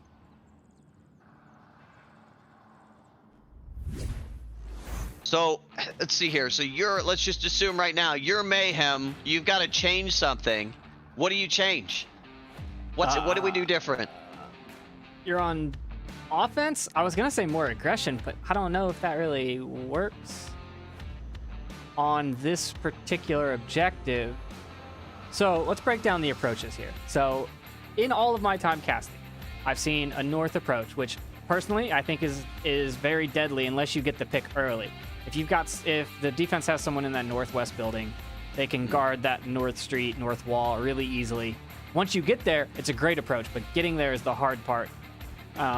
You can push straight across like we just saw beginners do, straight through kill box, east to west, right onto objective, or you can come from the south red truck area, which is personally my favorite. I like coming from there, getting a couple smokes to guard the kill box angle that Defilade was in, or Theta was in, one of the two, and then you just cut off all of that part of the map. And from red truck towards objective, all you have to worry about is mini bazaar, mini market, which is all penetrable. So, you know, if you've got an LMG guy, you have him start firing, you book it across the street under cover of smoke, you get up in there, throw some flashes on objective, and try and get that cap. And that's a really risky play. But if you do it, I mean, we see all the time where people just don't crash. Like, if you pick the guy in mini market, a lot of teams will be like, okay, he got shot. Look at my tablet. Oh, he's down, but we've still got 4 up. We're good. But there could already be someone on objective at that point. They could have got that kill already north of the street and in mini market. And so you've got to be quick on your rotations. And that's where the aggressive offensive work is, if people don't rotate fast enough. I don't know if that will work on beginners. I don't really see beginners not having map knowledge or you know, team knowledge that someone went down. Definitely does start shooting early, missing the shots. And that gives away their south spawn, although 2 are going north. If you look at the overhead, 2 in the far east. But Woods is in that northeast or northwest corner guarding that street. It looks like they're bringing Theta out there, and so getting to that, you know, LMG and everything being penetrable, it may be the approach that they're going to take there. But it is a 2-2-1, it looks like, with Mono kind of pushing through the middle. They're going to take a primary approach into kind of right up the center.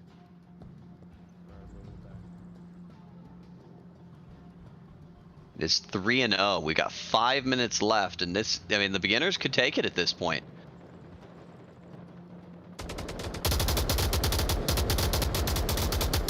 Theta's putting shots out, pauses, watching back Theta's direction, watching and seeing if he can pick something out.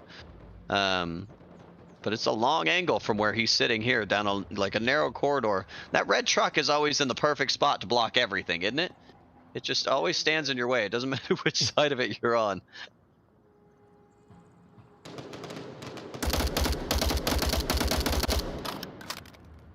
There's one. Nade coming out from Defilade here, moving into the mini market here. Strata should.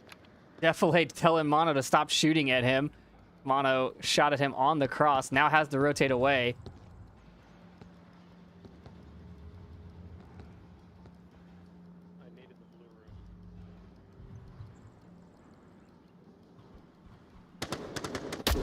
Icy Woods does see someone on the north. James there on the corner.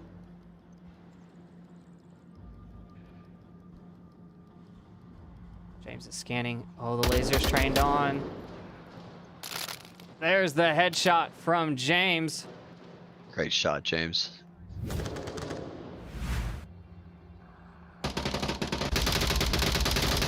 Paul's trying to hit the feet of Defilade under the red truck, but Defilade gets the peek onto him instead. Now Stragic has to rotate and watch his south side. The Mayhem. I just realized that you misspelled Mayhem in the actual team name, and I'm. No, I did. I fixed that. Killinger pushing aggressively onto the north corner gets a trade with Wookie. Smoke's coming out now. 2 beginners still alive. And shots from Mono on the Stragic's position. Stragic rotating. He gets picked up by Defilade, leaving the objective all up to Smoils, and he's looking south, blows his C4, pushes south, goes down to Defilade, and Mayhem take the point. I think, to your point, it exactly happened. It was, they put in a little more aggression, they moved forward, it created some chaos in the middle of that, which caused people to look away. There were some, you know, some quick snap angles. Definitely taking that huge kill, I think, on pause. I think being kind of a cornerstone of that and holding that line. And just happened that way. And if pause had gotten him underneath the truck, I think that could have swung very differently. Deflated with a quick peek around the corner over the top of the truck and taking it out was huge, really. It was a great playback from Mayhem to take one back from beginners. I mean, it's still dangerous at this point. Beginners could win the next one and take it all. I think you're right. That aggression was the difference between rounds 1, 2, and 3 versus 4. And now we're moving objectives. We're going to be on the southeastern courtyard, the new objective, another of the new objectives, and we'll see how Mayhem can defend this. It is, I want to say it's easier to defend. I mean, they have to get into the objective. They have to be in the open. There are no sneaky cap positions on this one. You can't cap from inside of a building. You can't cap from around a corner. You just have to be on objective. However, beginners don't need a cap. They just need kills. So, they don't even need to force it. They can just wait. They can get their picks. They can get their, if they get trades, that's fine. They just need to have last man standing as they come out at the end of the round. That's right. That's it. And most of the, all the rounds that have been played, what are we up to, like 12 or 13 rounds at this point, have all been decided via kills, even with the objective being open in both teams' cases 3 or 4 times. The kills is the method that both the teams are going at this particular match. So it'd be interesting to see how they all play it out. I think we did get a quick spawn, though. Is this technically the quick spawn? I don't even know what the spawns are for this objective. I've never actually casted this objective. I've only seen it played like once, I think. Yeah, so I've played this a couple of times now, and I mean, it's the objective being out in the open is brutal, but basically you can hold that little square in a kill box, but they get an early look down this road here. Wookie was able to cross here in front of Strata, but now they have to go dig him out from backside of that wall is one of the key kind of hold points that they have to move into. But it'll be interesting to see kind of how beginners decides to tactically approach this. And Killinger's way up here at this point as well. Like, he's moving all the way up into the front of the buildings. And I definitely, and it looks like maybe he pumped the brakes a little bit, but they're up against the objective square at this point. That was a hard push from Killinger to get up there too. Killinger just a full run. He just wants it to be over. He's going for it. He loves one of these kills. So is the plan we were talking about still on? It's that meme, right, where it's me, sit and wait, also me. I want to take all of them. Which one's house wall? Killinger making a call out. Is the plan we talked about still on? Sounds like there might have been some miscommunication from the beginner side. Wow. Killinger is now doing a complete rotation out, no longer close at all. From a Mayhem perspective, you see, look down from that top-down map, and they have 3 inside the center, and then they have 1 to each of the wings here pushed out. Maybe more of those dinner bell style scenario things that we were going over earlier to get an idea of where they're coming from. Need to clear this guy up the northeast, yeah. I see Woods making call outs. James should be hearing that.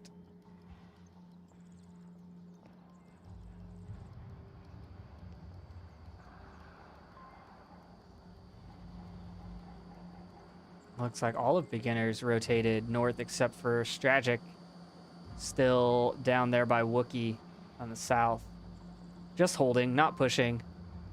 But it looks like the full-on offensive is going to come from the north. Maybe they're trying to get a sneak cap from Stragic. Maybe they're trying to draw all the attention north. It's a possibility. It'd be...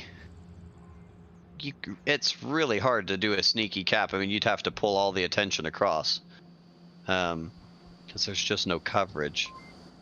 I think that, so, a lot of times we talk about, well, high tier teams aren't going to be distracted like someone, shooting a pistol across the map or whatever, trying to just draw that attention, or just random gunshots. But because it's beginners, because these top teams are playing so tightly, I think that they can pull that attention from Mayhem. If you make a call up, there's 4 beginners coming from the north. Your attention is going to turn to the north. Right? That's right. You know, even if your angle is you're only supposed to hold south, your head is going to be doing. You're going to be spending brain cycles going. Okay, they're in the north. I need to keep checking my tablet. I need to make sure that I can rotate back. And that takes away from you getting target acquisition and shots off as fast. And I think we're just going to see a full-on beginner's onslaught from this north group here. I think it's going to be a minute 30 time left and just accurate fire assault kind of thing coming in. Pause shooting, clearing out the tin building here in the east. Just making sure everything is safe and sound as they make their approach. I mean, that tin building is definitely dead. They got it. But I think you're right. I think you have 4, top tier global shooters that are moving. You have to pay attention to that. You can't not rotate for it on some level. And maybe they sneak it in from the other side. But Strata has moved back a little bit. Villager shot Woods in the back. They're yelling at each other. 2 crossing east at tank. Ooh, good calls from Mono. 2 east at tank. Unfortunately, a little short on the numbers there. That might not draw all the mayhem attention if they only think there's 2. And that defense might not be strong enough to take on 4. And we got a minute 15 left, and they really haven't penetrated the objective building yet. We still have a 5-on-5. Woods is starting to move up, emptying. Mono picks up pause, stopping that progression there along the back line of the objective building. Woods is throwing a smoke up into the air over... no, on top of the building. It didn't make it far enough. Oh, Killinger rotates and gets a team kill on the Smoils. He's east of market. There's a call out from Mayhem. They do know that 1 crossed east. James is going to go down.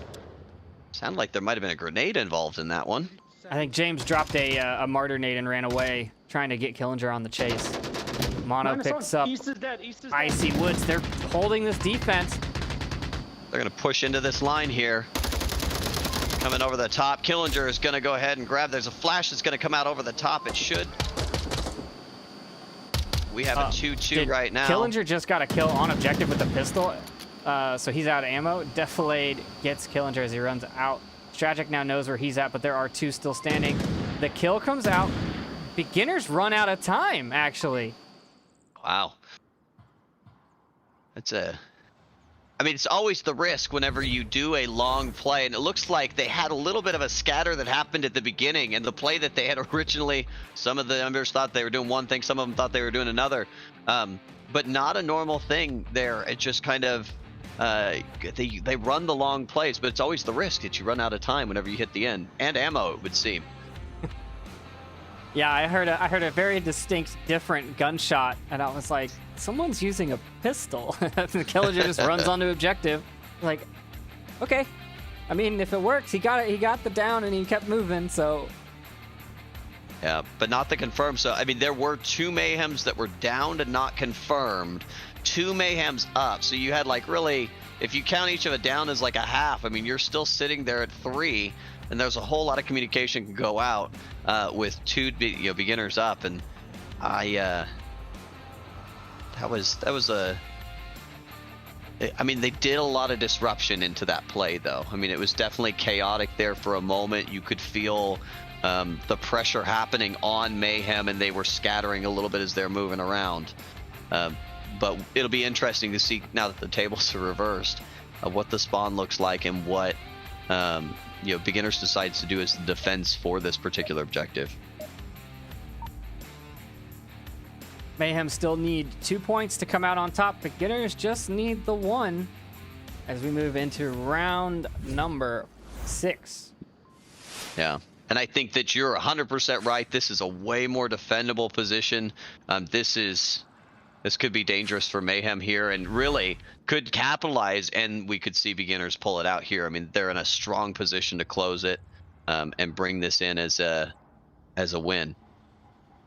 Those defensive smokes on tank actually not being utilized. I think those are bait there, but the Mayhemians putting smoke out on North Cross, gonna try and make it across Hold on, let me smoke it. Pause's Oh, line I got from smoke, Blue I got Room. smoke. That's friendly right there. Defilade and Smoils trading. James does get paused in the Blue Room. Now the cross is clear. There's the confirmation. No more callouts from Pause. Where does Defilade die? I don't know. Oh, southwest of Bazaar. And he traded with Smoils? Yeah, Smoils. I think Smoils was in Kiot. Well, no, Deflade was in Kiot. Smoils maybe was on. I don't know.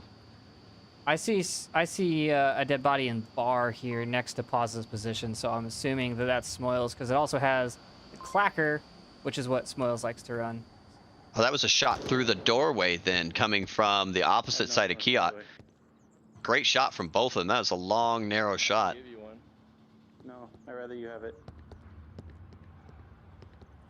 James now creeping up low. We're going to see a nade on the Icy Woods position any second. It's prepped. It's in his hand. And it's He's counting. airborne. 1, 2, 3, 4. And it's far. Icy Woods does see James as he goes up onto the One down. pallet. Now his position definitely known. And he just has to sit tight and hold because it's hard to get that position from the north. Oh, but Wookie with the 203 smoke. And that smoke. It's been a couple of those from Wookiee today. That's been good smoke there. It's forcing Woods to get out. Behind it in the window. Mono does get the callouts and the kill. That's one. Alright, another smoke coming out. Theta just threaded the needle going through the crack over the top of this APC to take out Killinger on site. I don't think he knows. Maybe he knows that he killed him, but that leaves one beginner left, 3 Mayhems, and they're going to start pushing into this objective. Strata has to go deal with it now. I think Stragic's very confused where that kill came from. So I did not realize you could shoot through that gap. Well, I mean, I figured you could shoot through that gap, but like you have to have somebody standing in the gap on both sides to make it happen. I don't know that I've actually ever seen it. Wow. I remember Great the good old spot, crack yeah. on the north or on the east courtyard objective. You had the crack on the south that you could shoot up into the courtyard. That was a favorite spot until they removed it. But it Yeah. looks like it made its way. It just migrated. That's it. That's it. It's, you know, it's on vacation in Bazaar. Strata, this is not an easy objective to hold as one. There isn't really a key fallback point on it to where you can cover all the angles. It is open. You can kind of stand up to where he is there, and it gives you a perspective, but everywhere that you can see everywhere can also see you. So it's kind of the big trade out of this objective for the visibility. And argue. Go ahead. No, I was gonna say arguably back here, like on, you know, if you kind of look at it from behind the red truck area, you can see a lot of the objective, but it's still, you don't get a great cover from it. Oh, Why, Theta? Why? oh. -1 headshot randomly hit in the dark. That's... Was he hiding in the building? Is that... It's just... Maybe he just genuinely didn't know? I mean, I don't think he knew, but Mono does get Stragic. I feel like right now we need some like intense music. This has been a full swing. We're at a 3-3. This will be the last round going forward. Oh man. And we've got a Kiot building. Oh no. Oh, we have a Kiot building. We need that drum now. Just boom, boom, boom. I was gonna say on that last one, I don't think Stragic had an accurate kill count either. There was one kill called out from Icy Woods. Yeah. there was a trade on Deflade from Smoils. So Okay. only had one. He only knew that one was down and his whole team's dead. So potential inaccurate kill count, forcing more and more rotations on objective. It's a scary kill count. No matter whether it was accurate or inaccurate, you knew there was at least 1 or 2 alive, and only one of you. You definitely have an accurate team number count typically, but it was a hard fought out, especially into the end there from Smoils, and I would have been absolutely confused, with Data taking that shot through the crack. I mean, that was, I've never seen it actually executed. It's great identification from Theta's side, and very unfortunate for beginners, but they can still win this. I think it's still very winnable from the scenario that they're at. This is arguably the most offensive objective in the entirety of Bazaar. It's gonna be a good one as we hop into round number 7. Kiat, I would much prefer an Eastern objective. If I had a choice for a 3-3 at the end, I'd rather not have this one. As the defenders, I mean, I think in Mayhem's shoes right now, I think while they're very comfortable with this objective, I imagine, as beginners would be in their shoes, this is a hard one, and it swings so quickly off just a couple of kills, and it forces you to spread out so wide. Here we go. James looking for the kill onto Killinger and Icy Woods as they make the cross in the far west. Killinger actually putting shots out. West. James is going to fall back after taking those shots. Come upstairs. Take that peek around. I don't know if he knows exactly where he got shot from. He has an idea of the direction.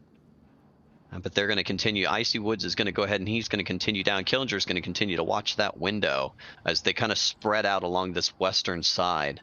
And if you can see even from that top-down map, I mean, they're just basically painted across the western side and starting to build up and mount that defense, or the attack here onto the defense for Mayhem sitting in that center Kiat. Going towards the north wall, preferred approach from me. Does take a little bit of time to get there, and does take a little bit more time to clear it What I was firing up. from the north. But once you get up there, I think as long as your team's still alive in the south, you've got a good pinch, and it's hard to defend both directions. Especially because the defense is actually set more to defend east and west side than north and south. That's right. And it looks like that's the direction that they're headed to. Killinger and Woods headed out there to that north wall. And that north wall is so covered, too, from the back end. I think you really get an advantage as an attacker along that back wall to play peekaboo. The 3 beginners south of Main Street, well, now just 2, are really set there for, would be Smoils in the bar, and actually it would just be Smoils at this point, but Smoils' position in the bar is actually to pick rotations as they're forced by the rest of the team, which is a great play. You want to have that one guy that has good overwatch onto objective, and as you pick off people, the defense rotates, the defense shifts, and you can get those picks easily because they're not looking for you. You're not the one doing the killing. You're just there. In the door frame. Yeah, absolutely. And he's playing that role really well. I mean, you can see kind of his laser, honing across and really panning left to right. And Mono and Deflate especially will be in danger if they move across. And he'll be able to get the call-outs letting them know that they're coming if that does happen with that cross. 3 minutes into the round, nobody dead. Still sitting 3-3. We need that drum beat. Doom, doom, doom, doom. Yeah, northeast room of the west courtyard, the blue one. A lot of communication, a lot of composure, very prescriptively moving forward. Beginners are trying to find those spots. They're trying to hear call-outs and then make their own because they can rotate, they can move, whereas the defense kind of has to just hang out James hearing Dillinger there. Oh, a nice nade up and over. Not going to catch anything. Timing on that. Blown midair, everything. Southwest buildings. Oh, that Oh. one. Oh, and he picks him up out there. Rush me. Good job, Paz. Good refrag there from Boss. Theta, however, comes up over top. Can't get the kill. And they think they double tapped him, so James is just going to be silent. One east, one east. I think it'd be interesting to see if they do try to confirm that around the corner. You know, coming into the room, because it does announce their presence. But they may have forgotten that he went down in that exchange. Well, they tapped him, or they thought they tapped him. I saw him shoot through the window at his body. Oh, okay. One was in the east objective room. James is just going to be sitting there holding his breath Yeah. and waiting. Can't make any He's noise. He's the key intel for Theta. Anybody coming across there. Paz is going to now start to move into this back area. Him and Strata is taking control of the north road. Wookiee being the only defender, it looks like, in the back to be guarding that direction. Mostly, once again, that east-west focused defense at this point.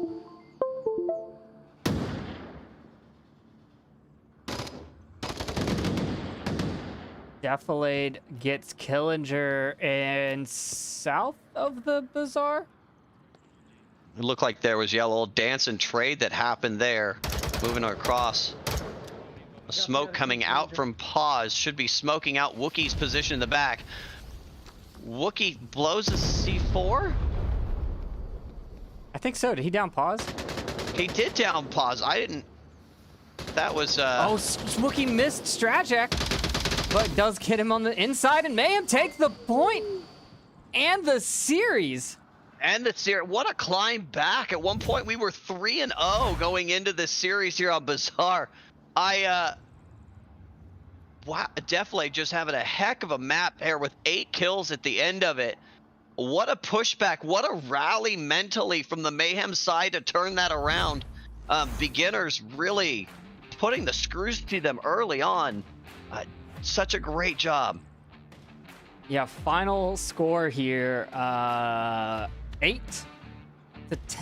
Mayhem taking the series and chalking another win up for North America in the Button Cup, which brings it to 4-2, North America. Wow, it was a hard-fought game. I mean, it really, just a series of one thing here, one thing there could have changed most of the maps today across the board, either way than what it went. But all the way nail-biter down to the finish line here. What a well-played game from both Mayhem and Beginners. Yeah, well played indeed, and hopefully we will have some more. I don't know if there's more Button Cup matchups scheduled for tonight. Looks like one was happening at the same time, and one is starting in a couple of hours, but no more Button Cup matchups casted, so we'll just have to wait and see what the outcome is from the Button Cup. But right now, it's looking like North America is going to take this one. I want to give a shout out to everyone that showed up in chat. Sorry for the technical difficulties at the beginning of the stream, but you caught all the important action, especially that final round there. And I want to give a shout out to our sponsors as well. We've got Pro2, VR, VR Cover, B-Haptics, HyperX, Rebuff Reality, Cyber Shoes, Arma, VRWare, Asterion, Fix Gaming, and of course Oculus Venues for giving us a platform to showcase these matches on. And I think that's it from the casting desk. Any final thoughts?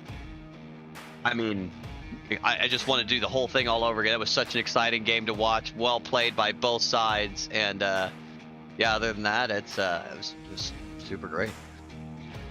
And that's it. I have been your host, Trip, my co-caster, Kesney, and this was Beginners vs. Mayhem Season 11 Button Cup.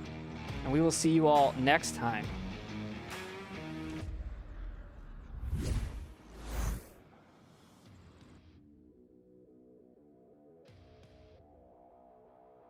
Choose to advance and go reinforce Wookiee over there.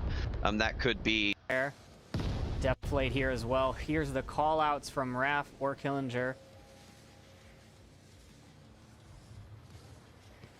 Killinger comes in firing. He does get the kill. 5 beginners attacking into 1 Theta. And who's pinned down in that building, and we start getting back to that capping objective.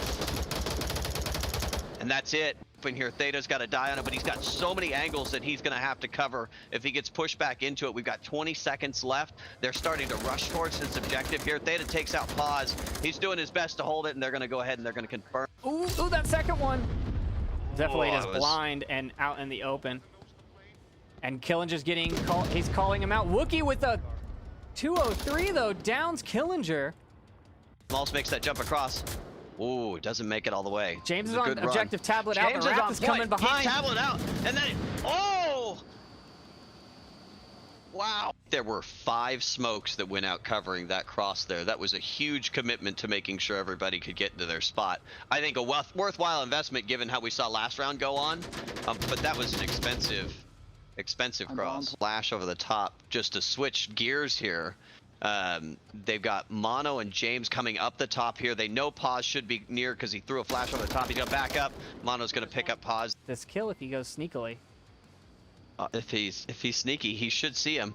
They come around the corner, but he may see him out of the corner of their eye. They may see each other about the same time. And the trade. Wow. Out. He's aiming. Flash goes out. James is going to come on back. They're battling it right now over this horseshoe area. Icy Woods watching that corner, and James Bach taking that peek and pulling it. If they decided to move forward, they might be able to cap. There's one there. Is the tablet going to come out? No. They're going to pull it out and tie it up for a 1-1. Out around the corner by Mono coming in for an early. Pause and Smoils are still up top. That is a really long grenade. Pause is going to be approaching here on the corner. Mono's going to come around and pick that up. There's going to cause Smoils comes forward. There's going to be a trade out. There's a grenade coming out from Killinger. Oh, it's a smoke. Grenade rolling up to the top of the stairs. Wow, it missed Killinger there. That was really close. It might have tickled him. Then there's another one coming out over the top. But he's with a Stratajack coming across the back here. He's going to res him back up here. And the grenade takes out both of them from themselves. Wow. Wait, what? Did Pause have a... Hold on. This 2 and 2 Mayhem beginners. But we have a problem on the beginner side. The south staircase is now completely open. He's recalling trades. He's confirming. He's giving away his bullets. I wonder if they have an accurate kill count on Defilade, on Mayhem side. And Defilade knows there's just 1 remaining, or if he thinks there's 2. And there it is. Mayhem has taken out. They could hear him, I guess, now. I mean, they're close enough now to where it wouldn't be unreasonable. He's in the building where I used to watch. Killinger taking his first peek across. He gets Mono all the way on the long shot. Coming in now, securing that. Defilade rotating around to the front of objective. Looking the wrong way because of gunshots. Pause gets Wookie. Pause gets Defilade. A nice double there. Icy Woods gets James. They have a... James is scanning. Oh, the laser's trained on. There's the headshot from James. And it's far. Icy Woods does see James, and he goes up onto the pallet. Good smoke there. It's forcing Woods to get out. Mono does get the callouts and the kill. Anything. Timing on that. Blown midair, everything. Oh, that one. Oh, and he picks him up. Anything. Timing on that. Blown midair, everything. Oh, that one. Oh, and he picks him up out there. Good job, Paz. I didn't. That was. Oh, Smokey missed Stratajack, but does get him on the inside, and Mayhem takes the point and the series. But I'm not sure that I saw where it landed.